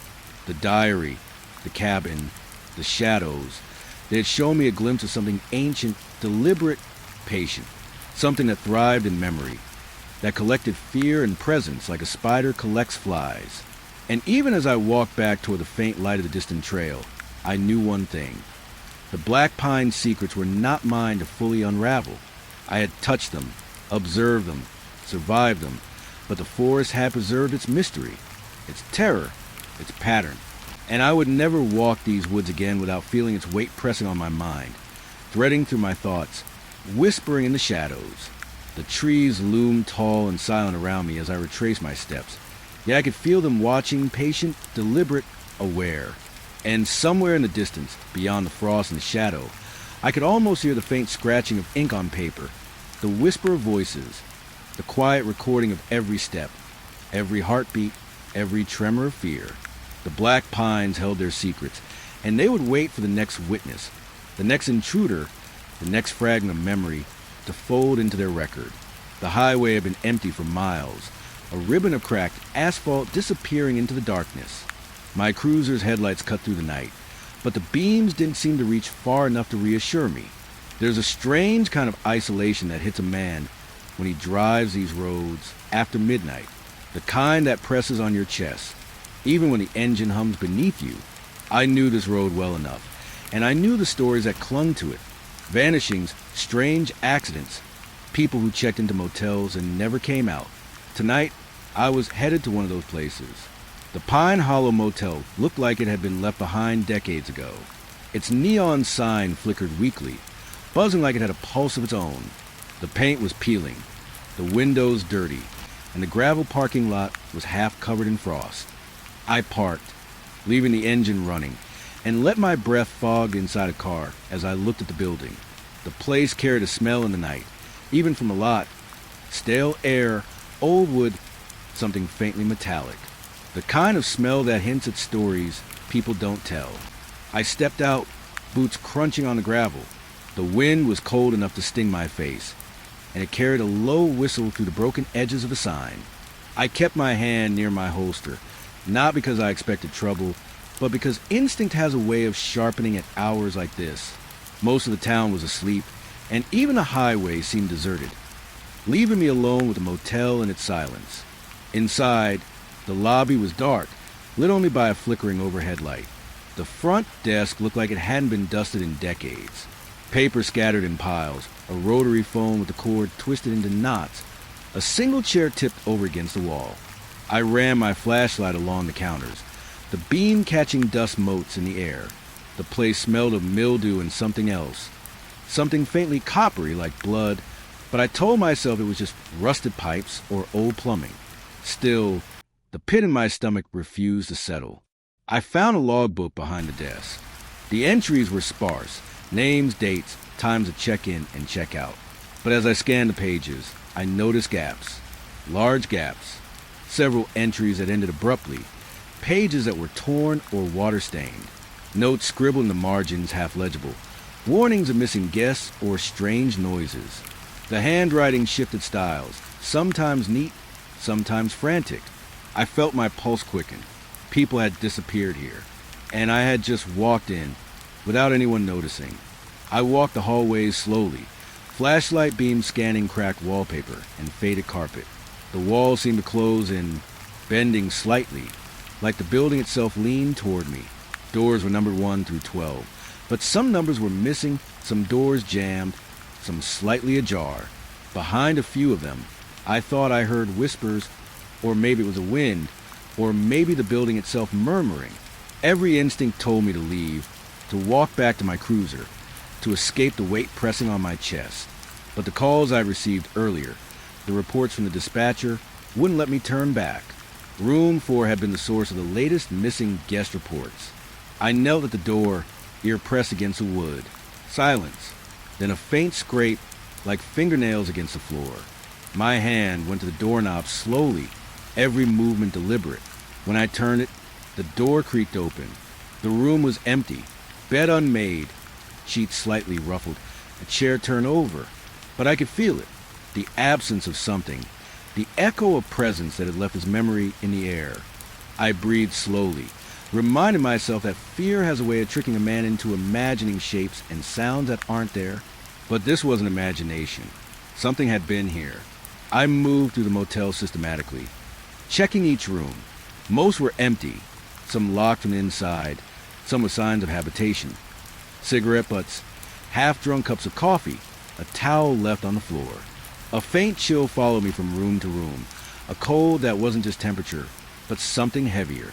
I couldn't shake the feeling of being watched, of footsteps following just beyond the beam of my flashlight.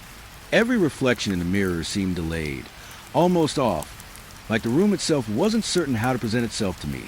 By the time I reached the last room, I felt exhausted, but not physically. My chest tightened, and my hands shook slightly. The air was thicker here, almost suffocating. The carpet seemed darker, and the walls leaned in a little more. A faint hum, like electricity or something deeper, thrummed beneath the floorboards. And then I saw it, a note taped to the inside of the doorframe. Faded, yellowed, barely legible. Do not stay. It read, letters uneven, hurried. They watch. I swallowed hard. My flashlight caught something in the corner of the room. A suitcase, half open. Contents ransacked. But what drew my attention was a small photograph, pinned under a glass ashtray. A family, smiling in the sunlight, except their eyes were scratched out. I felt bile rise in my throat. I had seen hints of this before. The missing guests, the diary in the old forest, the frozen creek. Patterns, connections, and now, right here, evidence that someone or something had been keeping records, marking moments, preserving fear. A sudden sound made me spin. Something metallic hit the floor behind me. My flashlight beam caught a shadow moving against the wall. Too fast to be human. Too deliberate to be random. I froze, heart hammering. I told myself it was a building settling, the wind, my imagination. But I could feel it. Eyes on me, tracing, testing, observing. The air was thick, almost tactile, pressing against my skin. I felt trapped. Not physically, but mentally, spiritually. The motel had a rhythm, a memory, and I was intruding. I backed toward the door, keeping my flashlight fixed on the corner where the shadow had appeared. The hum beneath the floorboards grew slightly louder, a low vibration that resonated in my chest. I realized the motel itself was alive in memory, a repository of every guest who had vanished, every scream, every presence that had lingered long enough to leave a mark. And now, I was added to that record. As I stepped into the hallway, I noticed something new. The walls, the floor, Even the ceiling seemed subtly different. The hallways stretched longer than before, doors farther apart, the air thicker, colder. I felt vertigo, a sensation of moving through a place that was changing with me, reshaping itself to my presence. I knew then that the motel wasn't just old, decayed, forgotten. It was deliberate. It remembered. It observed. It waited. I walked back toward the lobby, the weight of isolation pressing heavier with each step. The neon sign outside flickered through the grimy windows, buzzing in a rhythm that felt almost like a heartbeat. I could hear faint whispers now, almost indistinct, curling around the edges of perception. Names, fragments, warnings. Every missing guest, every report, every trace of fear the town had ignored for years seemed to converge in this building, in this night, in this moment. I reached the front desk and glanced back at the logbook. Its pages had shifted somehow, entries rearranged. Names I didn't recognize appeared between the familiar ones. Notes scribbled in margins warned of staying too long, of shadows that followed. I shivered, realizing I had crossed the threshold. The motel, in its patient, deliberate way, had acknowledged me. My presence was recorded. My fear was preserved. I left the building finally, stepping into the cold night. The wind bit my face, but it didn't release the tension I carried. The empty parking lot, the flickering sign, the dark forest beyond. The motel seemed to watch, observing, remembering. I sat in my cruiser, engine running, staring at the windows. Even with doors locked, lights on, and distance between me and the building, I could feel its presence lingering, pressing against my mind. Somewhere in the night, a door creaked, a soft, deliberate sound. I gripped the wheel tightly, breath shallow. The Pine Hollow Motel had many secrets, and now I was part of them. I had seen the isolation, felt the weight of vanished guests, heard the echoes of what had transpired here, and I knew, with that slow, sinking certainty that comes in hours like this, that the motel's record would not let me go easily. Not tonight. Not ever. The road stretched ahead, dark, silent, empty, and yet I could still feel it. Its memory, its gaze, its patient observation. The night had claimed another witness. Another fragment of fear preserved. And I drove on, not away from the motel, not fully, but carrying it with me in every shadow, every thought, every heartbeat. I knew I couldn't avoid room 6. The dispatcher's notes, the town gossip, the reports of missing guests, they all pointed to it. There was something about that room, something that had claimed people long before I arrived. I parked my cruiser outside, the heater humming uselessly against the chill in the air. Every instinct told me to leave, to let someone else deal with it. But I had been on this road too long, chasing shadows, following patterns, trying to make sense of the disappearances. Curiosity was as much a burden as the badge I wore. The hallway leading to room 6 was colder than the rest of the motel, the air heavier. My boots barely made a sound on the carpet, but the silence was loud, pressing in from all sides. Doors on either side seemed ordinary, yet I noticed subtle distortions, edges that weren't quite straight, shadows that lingered longer than they should. My flashlight cut through the darkness, revealing peeling wallpaper, cracks that spider-webbed across the walls, and a faint smell that made my stomach tighten. Musty, coppery, metallic. Fear as a smell, I thought, and this room reeked of it. I reached the door, number 6, blackened by age and neglect. My hand trembled slightly as I grasped the knob. It was warmer than I expected. Not hot, but a residual heat that made my skin prickle. I pushed it open slowly, and the hinges groaned, echoing down the empty hallway like a warning. Inside, the room was sparse, bed, dresser, nightstand, but the air was thick, almost tactile, as if the room itself had memory. The bedspread was folded neatly, too neatly, given the neglect of the rest of the motel. I noticed marks on the floor, scuffing, half-erased footprints that didn't match the size of the bed or furniture. They started near the door and looped around the room, fading toward the dresser. I knelt to inspect them, fingertips hovering just above the dust. Something had moved here, someone or something, not long ago, and not entirely human. I felt a cold tickle at the back of my neck, like icy fingers brushing my skin. On the nightstand, I found a photograph, of family, smiling in daylight, but the eyes of one figure, an older man, had been scratched out with deliberate, frantic strokes. Something in the image made my stomach tighten. I had seen similar alterations before. Scratched out faces in diaries, in newspaper clippings, in old files about the vanished. It was a pattern, a calling card, a warning, or maybe a signature. I didn't know which, and the uncertainty clawed at me more than the fear itself. I moved toward the dresser, careful not to disturb the faintly glowing dust motes suspended in the air. Inside the drawers were remnants of past occupants, a notebook with pages missing, a child's toy stained and brittle with age, a single sock folded oddly, as if placed deliberately. I picked up the notebook, flipping to the pages. Only a few lines remained on each page, fragments of story. Someone had been here, and they had tried to record what they saw, what they felt, but the entry stopped abruptly mid-sentence. The room had claimed the rest. A sound made me freeze, a low, almost inaudible thump from the corner of the room. I swung the flashlight beam toward it. Shadows pooled there, dark and thick, as though the air itself had coagulated. My heart thumped in my chest, loud enough that I half expected it echo. The light caught something in that corner, a slight shimmer, like heat rising from the surface, though the room was freezing. I could feel it before I saw it, the sense that something was observing me, patient, deliberate, waiting. I swallowed hard and stepped further into the room.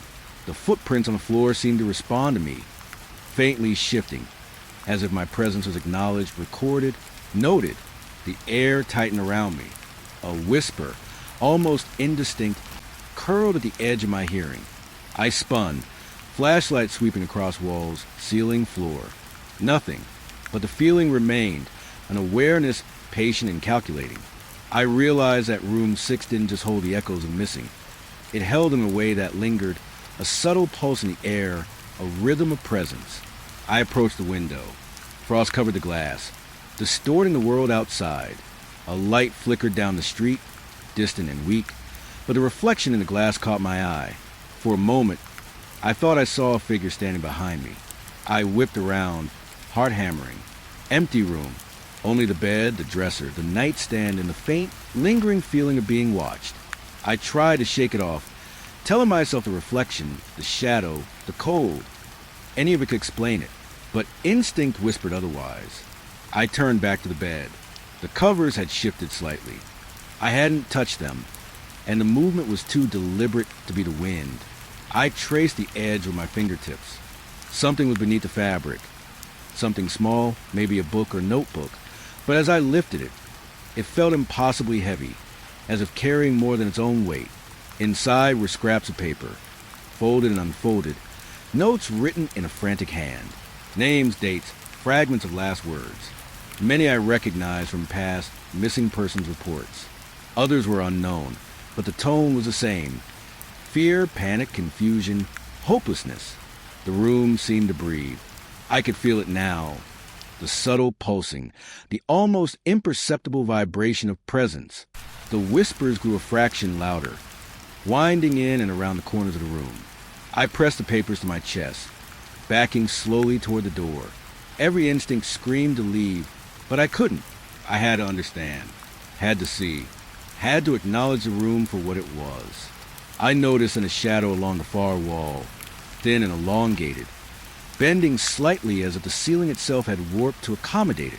The flashlight beam wavered in my hands. The shadow didn't move like a person. It shifted with intent, subtly, as though it were aware of my focus. I felt a chill run down my spine, the hair on my neck standing. The room was alive in memory, in observation, in fear. And now it had taken note of me. I tried to rationalize. Fear tricks a man. Shadows bend. Dust swirls. Memories leave marks. But the air in room 6 was thicker than air. It carried presence, memory, intent, and it was patient. I could feel the weight of every person who had vanished here pressing against the walls, pressing into me. I understood fully that this room wasn't just a place. It was a record, a repository, a subtle, relentless witness. The whispering grew sharper, faint words threading through the air.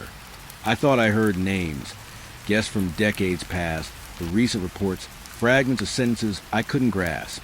My chest tightened. I realized then that leaving room 6 would not erase its memory of me. I would carry it, just as I carried the memory of the Pine Hollow Motel. The room had claimed part of me simply by letting me stand in it, by letting me acknowledge it. I took a final step toward the door, every sense alert, every nerve on edge. The footprints on the floor seemed to recoil from my movement, the shadows twisting, the whispers retreating but not disappearing. I felt a last, almost tactile, touch brush my shoulder, light, almost affectionate, but heavy with warning. I didn't look back. I left the room, closing the door slowly, carefully, leaving the air itself undisturbed. The hallway felt emptier afterward, but the tension remained. I could still feel the pulse of the room, a subtle hum in my chest, the awareness that it had marked me. Room 6 had spoken in whispers, shadows, and presence, leaving me with a lingering dread I couldn't shake. The missing, the vanished, the echoes of fear, they were all there, preserved, patient, waiting, and I knew I would never enter another room in this motel the same way again. I stepped into the lobby, letting the fluorescent lights and stale air of the main hall wash over me, but I could still feel the imprint of room 6 pressing on my thoughts. Every creak of the floor, every draft, every flicker of light reminded me that the room remembered me, that it observed, that it existed beyond the bounds of ordinary space. The Pine Hollow Motel had its secrets, but room 6 carried them in a weight I couldn't ignore. I drove away later, engine humming, headlights cutting through the night. The motel faded in the distance, but room 6 lingered in my mind. Names, fragments, whispers, shadows, they pressed against my memory, threading through my thoughts. I knew, even now, that some rooms never let go. Some rooms keep their witnesses, record their fear, and mark their presence in ways a man cannot shake. And room 6 had claimed me, quietly, subtly, leaving its imprint in the deepest corners of my mind. The hallways of the Pine Hollow Motel had a way of twisting perception. I could swear they were longer than they should be, that doors were farther apart, that corners bent subtly in ways a man's mind shouldn't notice. I had been here long enough to know that fear can warp reality, but even so, tonight felt different, heavier, more aware. It started with the footsteps, faint, almost imperceptible, but distinct enough that my skin prickled. A shuffle, soft on the worn carpet, coming from somewhere down the hall. I froze, flashlight in hand, scanning the darkness. Nothing. I listened. The sound stopped. I exhaled slowly, telling myself the building settled, a rod in the furnace shifting, the wind sneaking in through cracks. But the footsteps returned, a deliberate pacing, not random, moving closer, then farther away, as if they were circling me. I walked slowly toward the end of the hall, ears straining. The lights above flickered intermittently, casting uneven shadows that stretched and folded in impossible ways. My flashlight trembled in my hand, despite my efforts to keep it steady. The hallway seemed to breathe, an almost imperceptible swell and contraction that made the walls feel alive. I shook my head. I was a sheriff. I wasn't supposed to let fear dictate my actions. But the Pine Hollow Motel had ways of eroding rational thought, little by little, shadow by shadow. Room 9 was ahead. I had checked it earlier. Empty, silent, but something about it unsettled me now. I could feel it before I even reached the door. The footsteps paused outside, then resumed as if reacting to my approach. The carpet beneath my boots felt subtly different here, softer, almost damp. I crouched slightly to inspect. There were faint impressions, barely visible in the dim light, but they weren't mine. Smaller than a man's, irregular, as if something crouched or shuffled along the hall. I traced them with my eyes, noting how they faded at the base of room 9. I pushed the door open. Nothing had changed inside. The bed was still made, the dresser undisturbed, the stale air pressing around me. And yet, I could feel it, the awareness, the sensation that the room had shifted while I wasn't looking. A faint breeze passed my ear, carrying a whisper I couldn't quite place. I spun in a slow circle, flashlight sweeping, catching only the familiar shapes of furniture and peeling wallpaper. Still, the footsteps resumed, now behind me, then ahead, echoing as if the walls themselves were mimicking motion. I backed out into the hall. The farther I stepped, the more distorted the hallway seemed. Doors that had been straight now leaned slightly, and the far end seemed to stretch beyond its normal length. The footsteps followed, echoing, fading, returning in patterns I couldn't predict.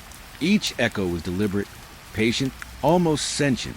I felt the building watching me, responding to me, alive in ways that logic couldn't explain. I turned back toward the lobby, trying to reassure myself. A building doesn't move. A building doesn't follow. A building doesn't know.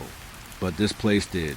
Every creak, every groan, every faint whisper of movement suggested a consciousness I couldn't see. I told myself I was tired, the adrenaline fraying nerves, imagination feeding on isolation. And yet, every instinct in my body screamed that something was there, beyond sight, beyond sound, beyond understanding.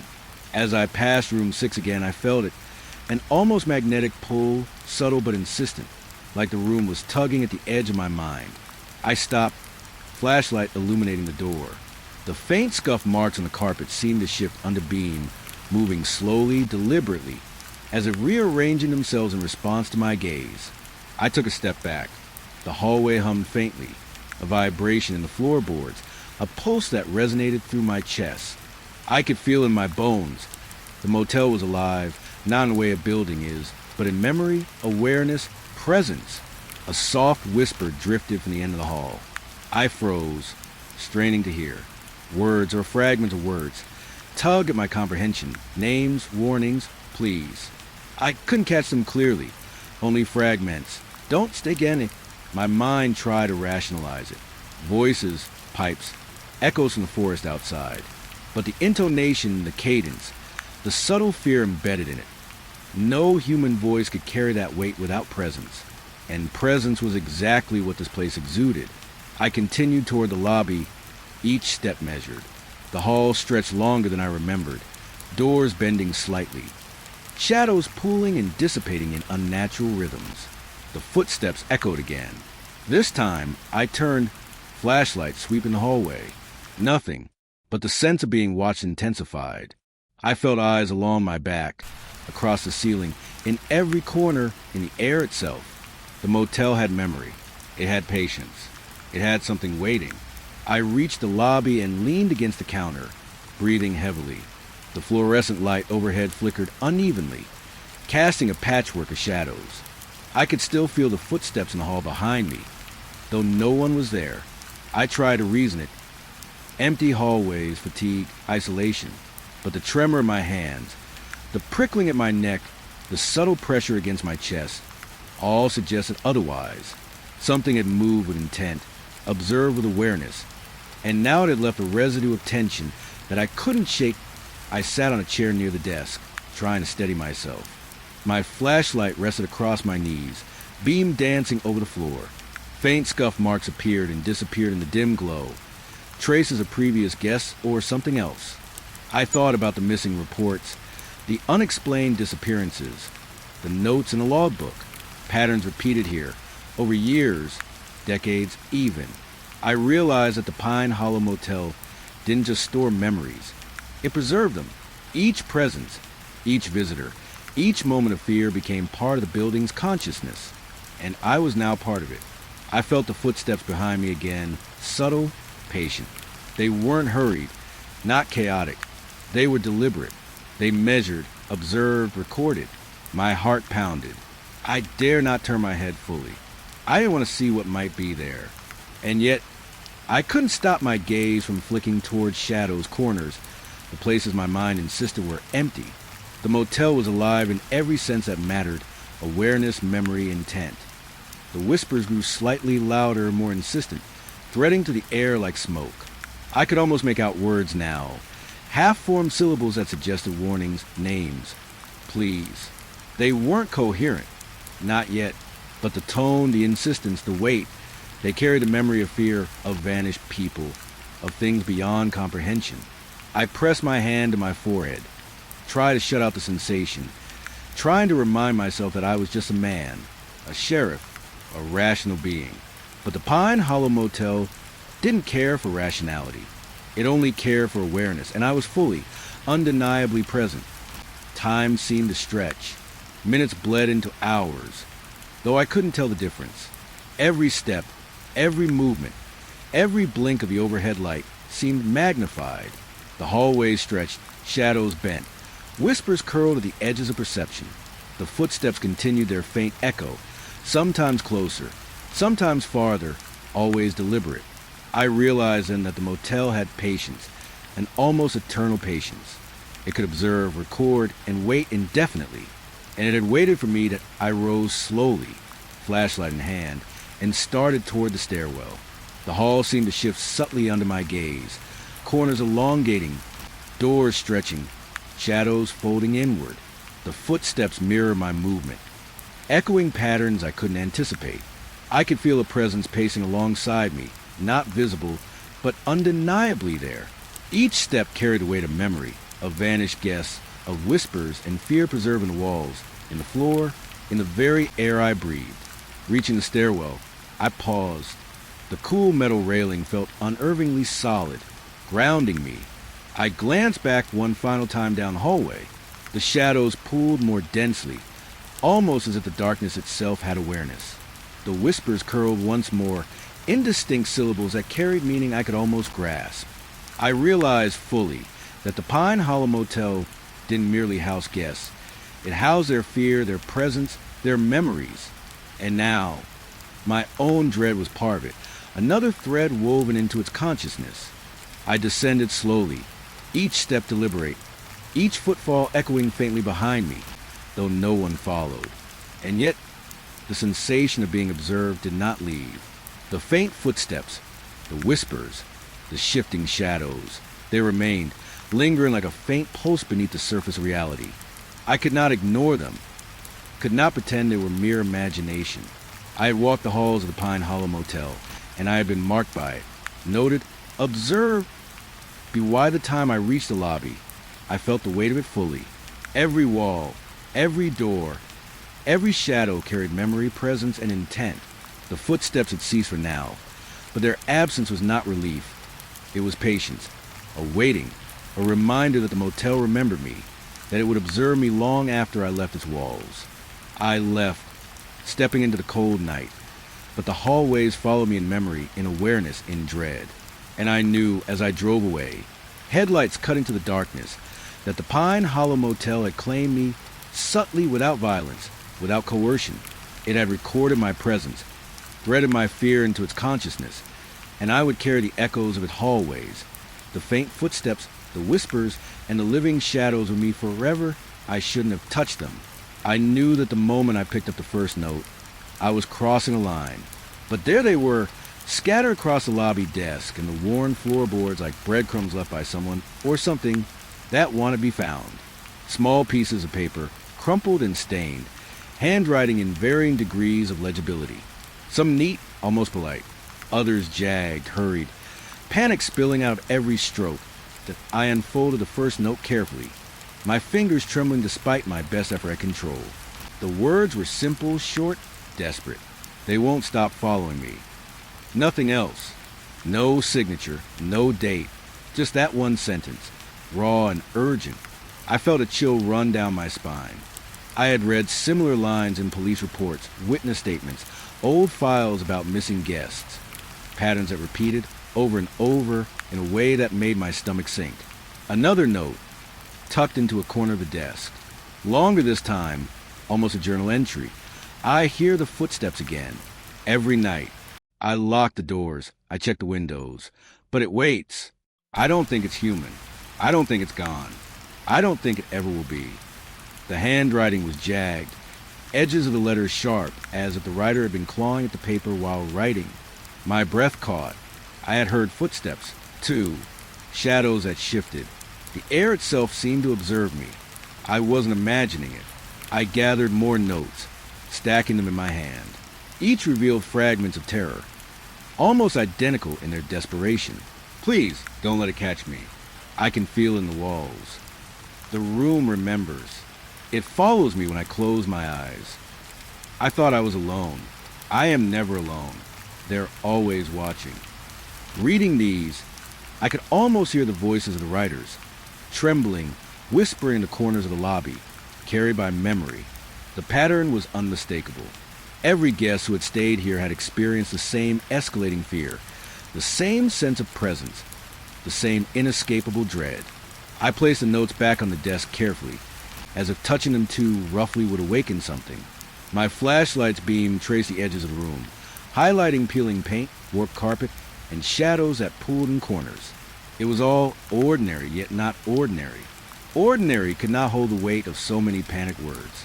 Ordinary could not record fear, and replay it like a faint echo vibrating through the air. The pattern became clearer with each note. Names, dates, and room numbers, some familiar from missing person reports, others unknown. Each note corresponded with a disappearance. Sometimes there was a gap of weeks, sometimes years, but the method was always the same. Unease, report of footsteps or whispers, someone disappearing without trace. I felt a creeping understanding. The motel itself was more than a building. It was an archive of terror, collecting experiences, replaying them, feeding on them.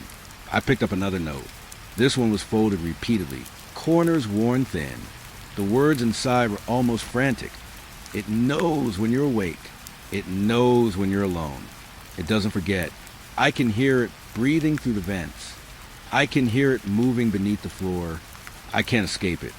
I set it down carefully, staring at the floor as though it might reveal something the note didn't. And then I heard it, a subtle shift underfoot, a vibration just at the edge of hearing. My pulse quickened. I told myself to breathe, to rationalize. The floorboards creak. The building settles. Old motels do this, but the timing was wrong. Too precise, too deliberate. The note spoke of it, and now, as if in confirmation, the motel was speaking in its own way, not in words, but in movement, in vibration, in the almost imperceptible pressure that pressed against my chest. Another note, torn along the edges, lines written with shaking hands. The mirror lies. The walls lie. Only the shadows tell the truth. They are always moving. They are always hungry. They wait. I swallowed hard. Shadows. I had noticed them already. Shapes that shifted slightly as I moved. Corners that bent in unnatural ways. Reflections that didn't match reality. It wasn't paranoia. It was memory. Presence. Awareness. The Pine Hollow Motel remembered every fear, every panic, every heartbeat of terror left behind. I gathered the notes and began piecing together the timeline. Each entry, each frantic scrawl, corresponded with a previous guest. The disappearances weren't random. They followed a pattern. Length of stay, room number, interaction with the staff, or maybe the building itself. Whoever or whatever was responsible didn't just act. It waited, learned, adapted, and I realized with a cold certainty that by being here, I was now part of its study, its archive, its pattern. The notes themselves seemed to hum with latent anxiety. Reading them was like feeling the memory of fear imprinted on paper, the weight of panic in ink and paper pressed against my senses. I could almost hear the faint echoes of voices behind the words, whispers that carried warnings and pleas too faint to fully comprehend. Every note was a fragment, and together they formed a mosaic of horror I couldn't ignore. One note caught my attention. Unlike the others, it wasn't crumpled or hastily written. It was neat, almost precise, yet the words conveyed pure dread. I know you are here. I see you. You will not leave untouched. My hand shook as I read it. The handwriting matched none of the previous notes. I looked around the lobby, expecting a figure to emerge from the shadows. But there was nothing, only the faint hum of the building and the low groan of the plumbing. Yet the sentence left a residue of fear I could not dismiss. I placed the note down slowly, heart pounding. I felt the weight of the motel pressing in from all sides. The ceiling seemed lower, the shadows longer, the air thicker. I realized then that the Pine Hollow Motel was more than a place. It was a collector, a keeper, an observer. And now, I had become part of its collection, another presence it would note, measure, and perhaps someday claim. I gathered the remaining notes, flipping through them one final time. Fragments of dialogue. I hear them at night, The walls whisper my name. I cannot sleep. I cannot hide. I am alone but never alone. The repetition was maddening. I could see the arc of terror building in each account. Panic giving way to obsession. Obsession giving way to despair. The motel preserved it all, feeding on it, amplifying it, ensuring that each visitor's fear would be more acute than the last. As I arranged the notes carefully, the whispering began again, low, distant at first, almost like the wind outside, but then clearer, more insistent, threading through the lobby like a living thing. Don't leave, stay, remember. I froze. The words were faint, half-formed, but unmistakable. The motel was speaking, confirming, acknowledging my presence. My pulse raced. I knew, then, that leaving wouldn't erase my footprint. I had been observed, and my presence would join the archive of terror. I tried to leave the lobby, moving toward the exit, but the building seemed to resist. Hallways stretched, shadows shifted, corners bent subtly. The notes were alive in memory, and now, so was I. The Pine Hollow Motel didn't just store fear. It amplified it, replayed it, and measured those who walked its halls. I could feel it watching, patient, relentless, insistent. I paused at the top of the stairs, glancing back. The stack of notes glimmered faintly in the flashlight beam. I felt an almost imperceptible pulse from them, a rhythm that matched my own heartbeat. The building had drawn me into its memory, threaded me into its narrative, and now every movement, every breath, every thought was cataloged.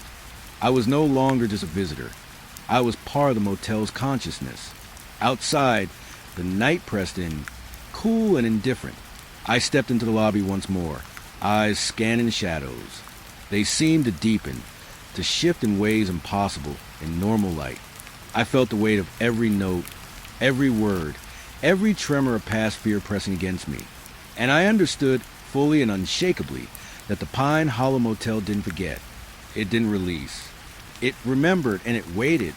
I left the notes behind, carefully arranged, as if leaving a trace for the next visitor, or for myself to return to. My flashlight cut through the darkness as I headed for the door, each step measured, deliberate.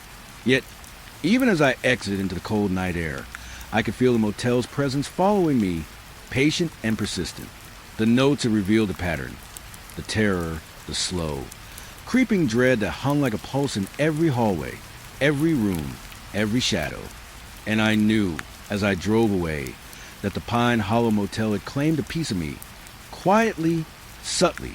I would carry the memory of these notes, their desperate words, their warnings, with me always. And in some small, inevitable way, I would never truly leave. The stairs down the basement were narrow, cramped, and smelled of damp decay, the kind of smell that sinks into your clothes and never fully leaves. I had avoided this place for years, only now realizing that the source of motel's darkest secrets might literally lie beneath me. The light from my flashlight barely cut through the gloom. Each step groaned under my weight, echoing against stone and wood in a way that made it feel like the building itself was breathing. I paused at the top of the stairs, listening.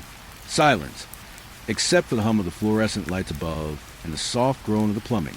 My heart pounded. Every instinct screamed at me to turn back. But curiosity, that damned human trait, pushed me forward.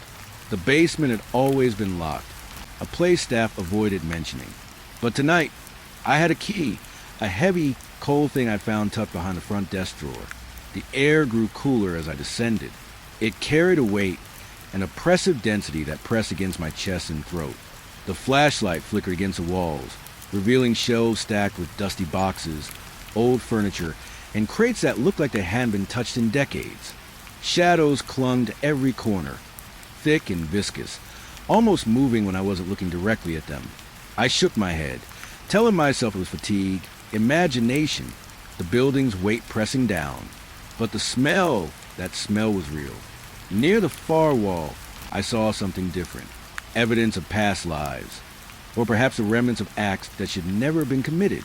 A chair tipped over, a table with stains that might have been old paint, or worse, something else I didn't want to name. I tried to focus, telling myself to stay calm, rational. I had been a sheriff long enough to see human depravity, but the basement had a way of making even familiar horror feel alien. I ran my hand along the edge of a shelf and knocked over a small crate. Dust rose like smoke, filling my nostrils. Inside, I found journals and ledgers meticulously kept. Names, dates, notes, some almost mundane, others grotesque. One ledger listed guests, room numbers, and payment details. Nothing unusual until I noticed marks next to certain names. Circles, slashes, annotations. Notes like unaccounted, missing, last seen basement. A cold shiver ran down my spine. I crouched to examine more closely. The handwriting varied, some neat, some jagged. The entries detailed minor disputes, odd requests, but then sudden disappearances. Guests vanishing without explanation, their belongings left behind, beds untouched, closets emptied. One entry even mentioned a smell, like iron and soil, lingering in a room after a guest's disappearance. I swallowed hard, feeling bile rise. The basement had been used to record these events, preserve them, maybe even orchestrate them. I moved deeper into the basement. The walls, rough and bare, were lined with hooks and small implements I didn't recognize. The flashlight trembled in my hand. The shadows seemed to thicken with every step, curling and pooling at the edges of the beam. I could feel the weight of human memory here. The fear, the terror, the final moments of those who had vanished. And unlike the supernatural dread of the motel's upper floors, this horror was grounded, tangible, real, human. Near the far corner, I found it, a small alcove, partially hidden behind stacks of crates. The floor was stained dark, an almost sticky residue that hadn't dried in decades. Against the wall, a series of crude sketches, diagrams, and notes tacked up like a storyboard of evil. I felt my stomach tighten, my pulse spiking. The sketches depicted movements, sequences, interactions, all meticulously observed, as if someone had been planning, recording, and analyzing human behavior. Fear, panic, final resistance. I realized then that the basement wasn't just storage. It was a laboratory of horror. The supernatural presence upstairs had drawn me here. Perhaps, but the basement itself was human-made, grotesque, meticulous, intimate in a way that made the hairs on my neck rise. These weren't echoes of fear. These were the results of someone observing, manipulating, experimenting. The Pine Hollow Motel, in its own way, preserved both forms of horror, the unseen and the all-too-human. I ran my fingers over a tattered notebook. The pages were brittle, the ink faded, but the content was horrifyingly clear.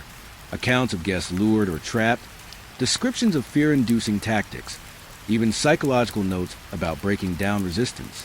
I turned a page and nearly dropped the flashlight. There were sketches of people, figures crouched, screaming, restrained, pleading. The anonymity didn't make it less horrifying. If anything, it made it worse. The precision, the planning, the awareness, it was monstrous. I tried to step back, but my boot caught on a nail protruding from the floor. Pain shot up my leg, grounding me in the moment. My flashlight flickered again, shadows jerking unnaturally. I forced myself to inhale, to focus. I had to see this clearly. The basement held the motel's most intimate and human horrors, hidden away beneath layers of dust and fear.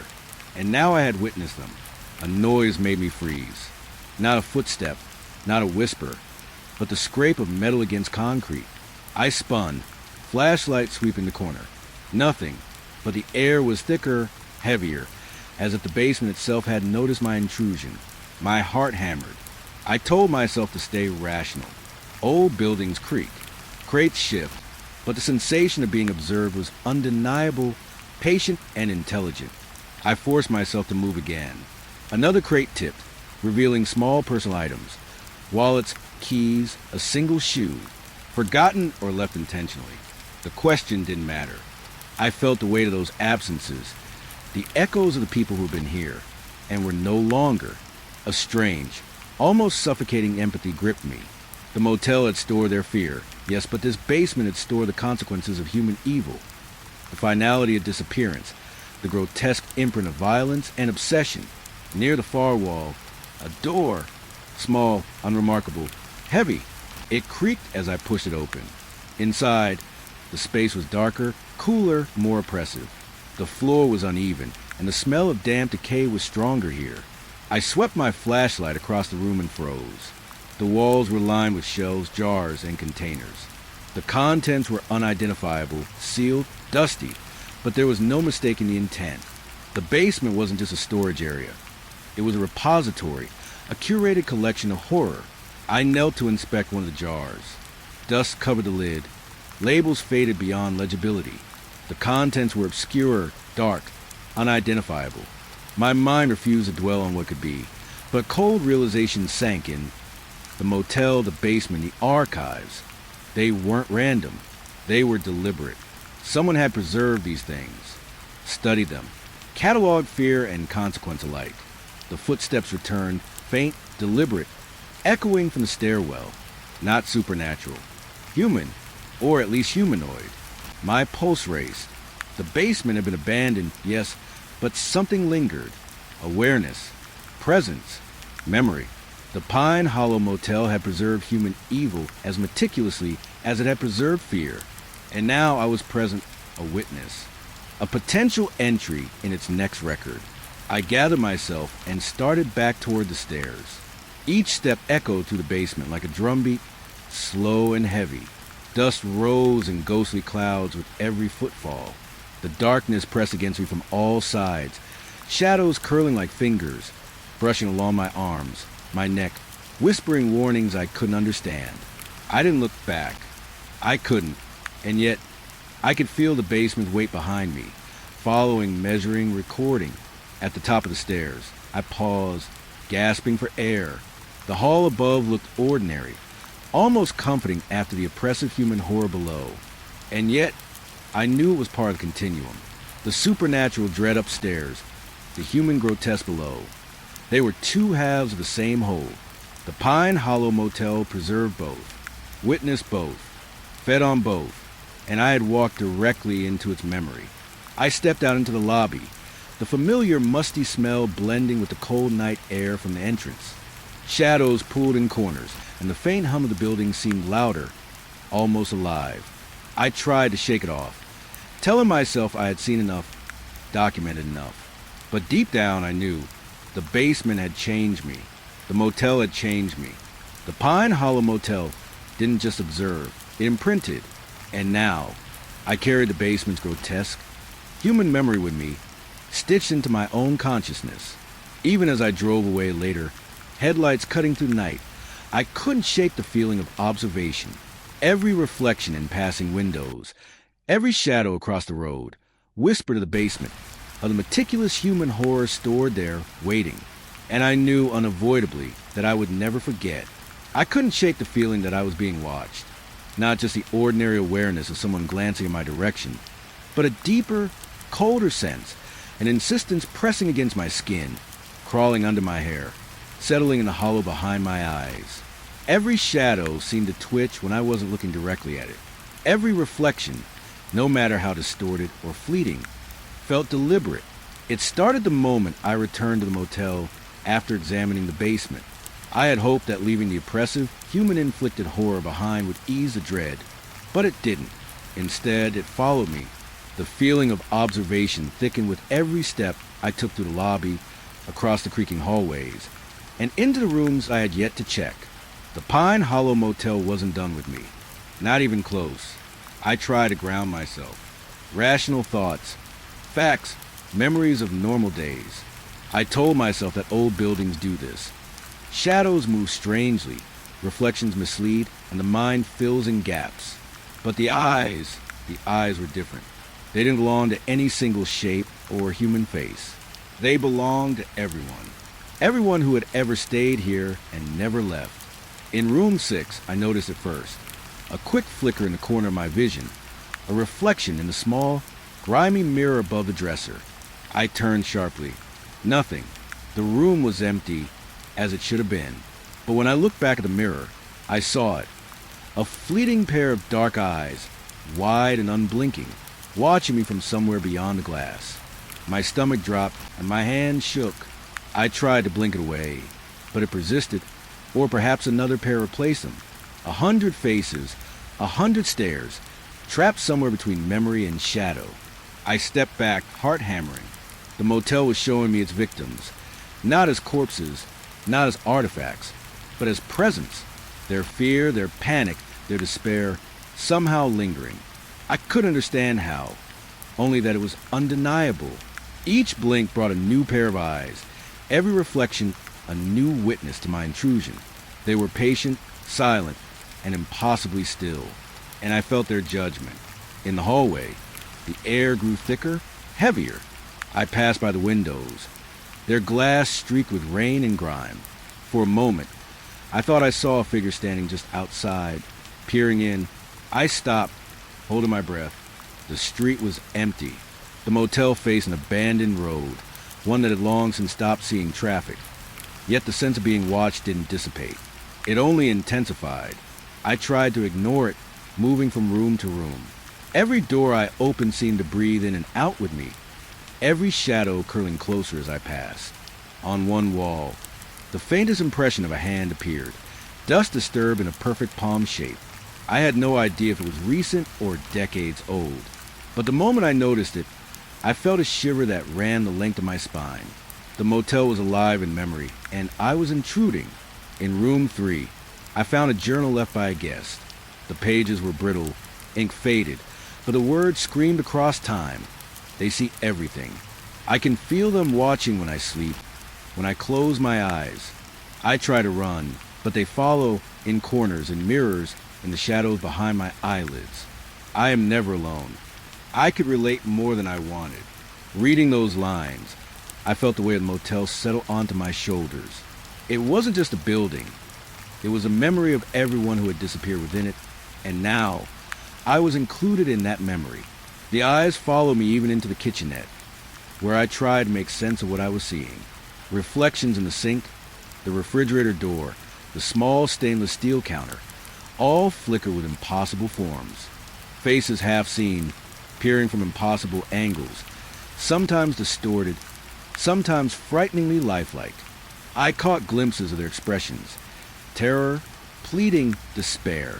I wanted to look away, to deny what my mind was showing me, but I couldn't. It was as if the motel had tethered me to its collection, and I had no choice but to observe its archive. I leaned against a counter, breathing heavily, trying to convince myself this was exhaustion, imagination, a trick of my mind. But I had spent decades as a sheriff. I had seen fear, panic, death, and human cruelty. This wasn't imagination. This was something else. Something that existed in the gaps between light and shadow, memory and presence, past and present. I moved toward the stairwell leading up, but the sensation of being observed didn't ease. I felt eyes on my neck, on the back of my head, on every inch of my skin. I realized then that they weren't just watching. They were aware, not in the sense of intelligence like a human mind, but in the sense that memory itself could bear witness. Every fear, every scream, every stolen life had left an imprint, and now those imprints were active. They were awake. In the main hallway, I paused. A door to the storage room was slightly ajar. I knew I hadn't left it that way. My flashlight flickered, and for a brief moment, I thought I saw a figure standing just inside. I stepped forward cautiously. Nothing moved, but the sense of presence was so overwhelming that it felt like it would crush me if I stayed still too long. I could almost hear whispers, fragmented, incoherent, pleading, but unmistakable. I tried to ground myself again, counting steps, breathing slowly, focusing on the mundane. But every mirror, every window, every dark corner offered another pair of eyes. Sometimes they blinked, sometimes they didn't. And in the unblinking ones, I saw the reflection of my own fear, twisted, elongated, multiplied. It was a mirror of the self I didn't recognize. The sheriff, hardened by decades, now trembling in the presence of memory. I sat down heavily on the floor of the hallway. The shadows pulled around me, and I realized that the motel wasn't trying to harm me physically. It was testing me, observing me. It wanted acknowledgement, recognition, to ensure I understood the weight of what had come before. I felt my mind stretched to accommodate it, to see the ghosts not as supernatural, but as witnesses, participants, lingering reminders of human vulnerability. I caught a glimpse of movement in the corner of the hall. Another pair of eyes. Different this time, older, sadder, resigned. A woman's face, barely visible, her expression frozen in eternal apprehension. She didn't move toward me. She didn't reach out. She just watched. I felt a pang of guilt, of helplessness, of realization. Every victim had been left behind in some way, preserved in the motel's memory, and now I was aware. I couldn't leave them unnoticed. The wave of observation pressed on me like gravity. I could hear my own heartbeat echo in the hall, matching the rhythm of the motel's collective memory. Every time I moved, they moved, or perhaps I imagined it. The lines blurred. The motel didn't just store fear. It stored consciousness. The consciousness of those lost, those trapped, and now, the living observer. I was both participant and witness, predator and prey. I forced myself to rise, hands trembling. I needed to leave. I had documented enough. I had seen the notes, the basement, the evidence. I had walked through shadows thick with observation. And yet, the eyes followed me, even as I approached the exit. Not physically, but in memory, in presence, in the way the air seemed to hum with attention. I stepped outside, night pressing in, cold and indifferent, yet the sensation didn't leave. The motel, the victims, the memories, they were with me. They would always be with me. The unblinking eyes, the silent observation, the constant presence. They were part of the motel, part of me now, driving away later. I could swear that in every reflection on passing cars, in every shadow along the roadside, I saw them again, watching, patient, persistent, and I knew that I carried their gaze, their memory, their silent judgment with me forever. The Pine Hollow Motel didn't just observe, it imprinted, and now so had I. I woke to the sound of the early morning wind scraping against the sides of the motel. It was quiet now, too quiet, the kind of silence that presses into your chest and makes each heartbeat thunder in your ears. The night had stretched itself thin over me, filling every corner of the Pine Hollow Motel with eyes, whispers, and the suffocating weight of memory. But now, the darkness was retreating, replaced by the soft gray of dawn, and yet, I couldn't shake the feeling that I was still being watched. I moved slowly through the empty halls, the wooden floors groaning under my boots. Morning light filtered weakly through the grimy windows, dust motes drifting lazily in the beams. For a moment, I thought I might be safe. That perhaps, in the rational light of day, the horrors of the night would dissolve into shadows and fear, nothing more. I was wrong. The lobby was deserted. No papers left on the counter, no sign of staff, no traces of life. The front desk was neat, organized, as though no one had ever been here at all. It was impossible, of course. The motel had hosted countless guests over the decades, many of them never leaving, and yet in that stillness it felt alive, not in the creaks and groans of the building, but in its awareness. I could feel it, lingering just beyond the light, coiled and patient. I walked past room 6, where the basement had cast its long shadow over my mind. The door was closed, normal, unassuming. I wanted to leave, to forget, to put distance between myself and the Pine Hollow Motel. But I couldn't. The motel didn't allow forgetfulness. Not after the basement. Not after the eyes. Not after the shadows that had whispered at the edges of perception all night. The hallways stretched before me, endlessly repeating, as if the building itself had no intention of letting me go. Windows reflected the pale morning light, but sometimes, for just a fraction of a second, I thought I saw shapes moving behind them, blurred and indistinct. I would blink, and they would be gone, leaving only the lingering chill of observation. I reached the stairs leading to the upper floor and hesitated. I wanted to climb them one last time, to see the rooms where people had vanished, where their fear had been preserved. But even in the daylight, the hallway felt wrong. The air was heavier than it should have been, the silence thick with anticipation. The motel was empty, yet it wasn't. The memory of everyone who had disappeared lingered in every corner, every reflection, every scratch of the old paint on the walls. Room 3 was open. I knew it hadn't been left that way. My heart raced as I approached.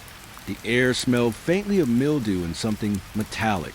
I couldn't tell if it was real or just a memory of the night pressing against my senses. On the bed, A single sheet was folded neatly. No signs of struggle, no evidence of the night's horrors. And yet, I felt the presence of all those who had vanished here, their absence so tangible that I could almost touch it. I moved cautiously down the hallway toward the lobby, each step echoing in the stillness. The motel was holding its breath, and I could feel it, stretching the moments, elongating the seconds. My own reflection in a glass panel startled me. For a brief instant, I saw not my own face, but the faces of others, guests who had checked in, but never out. Their eyes stared from the mirror, silent, pleading, accusing. I blinked, and they were gone, but the memory lingered, pressing into the corners of my mind. Outside, the parking lot was empty. Rusted signs swayed gently in the morning breeze. A single car remained, abandoned, a reminder of someone who once stayed, or perhaps never left. The motel felt larger than it should, its structure stretching and bending in ways that made my stomach churn. I could sense the building shifting subtly around me, as though it were aware of my movements, calculating, patient, waiting. I walked back to the lobby, the silence broken only by the soft hum of the refrigerator in the kitchenette.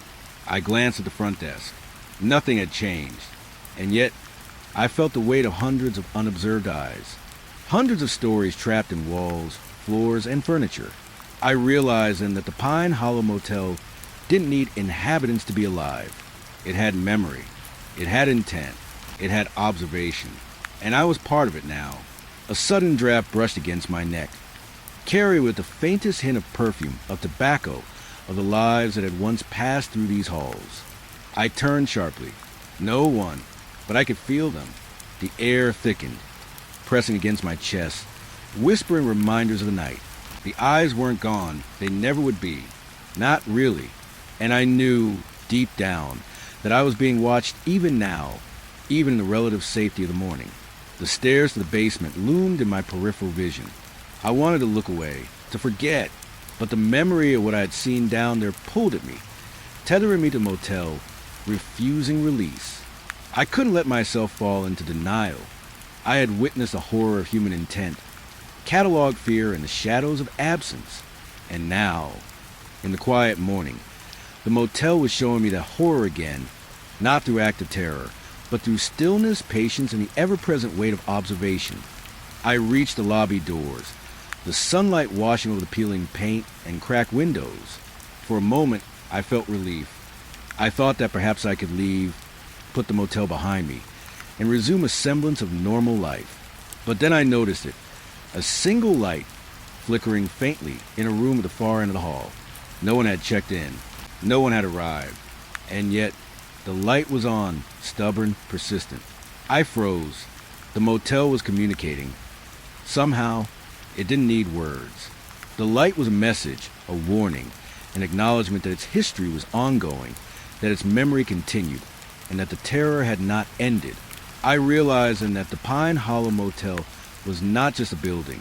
It was an organism of fear, of memory, of observation, and it would endure long after I left its halls. The morning wind carried the faintest echo of footsteps, soft, deliberate, following me even as I stepped outside. The motel loomed behind me, its shadow stretching longer than it should, the windows reflecting more than the sky. I felt a cold shiver run down my spine. I had survived the night, yes, but the Pine Hollow Motel didn't release its witnesses so easily. Its light, its memory, its watchful presence followed me, pressing at the edges of perception. I turned to glance one final time. The lobby appeared empty, orderly, normal, but the single light in the distant room remained. A reminder, a promise, that the motel would continue, that the memories of the lost would continue, that the eyes, the observation, the weight of absence would remain. And I knew, with a certainty that chilled me to bone, that I would never truly leave. Driving away, the horizon brightening with the full flush of morning, I kept glancing in the rear-view mirror. The motel shrank in size, but never in presence. Shadows lingered in its windows.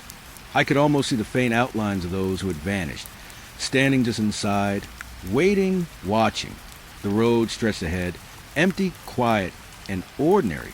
But behind me, the Pine Hollow Motel endured, alive with memory, alive with horror, alive with watching eyes.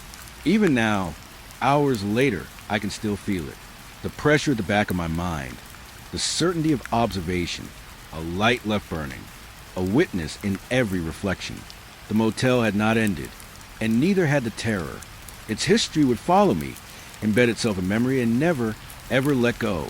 And somehow, I knew it never would.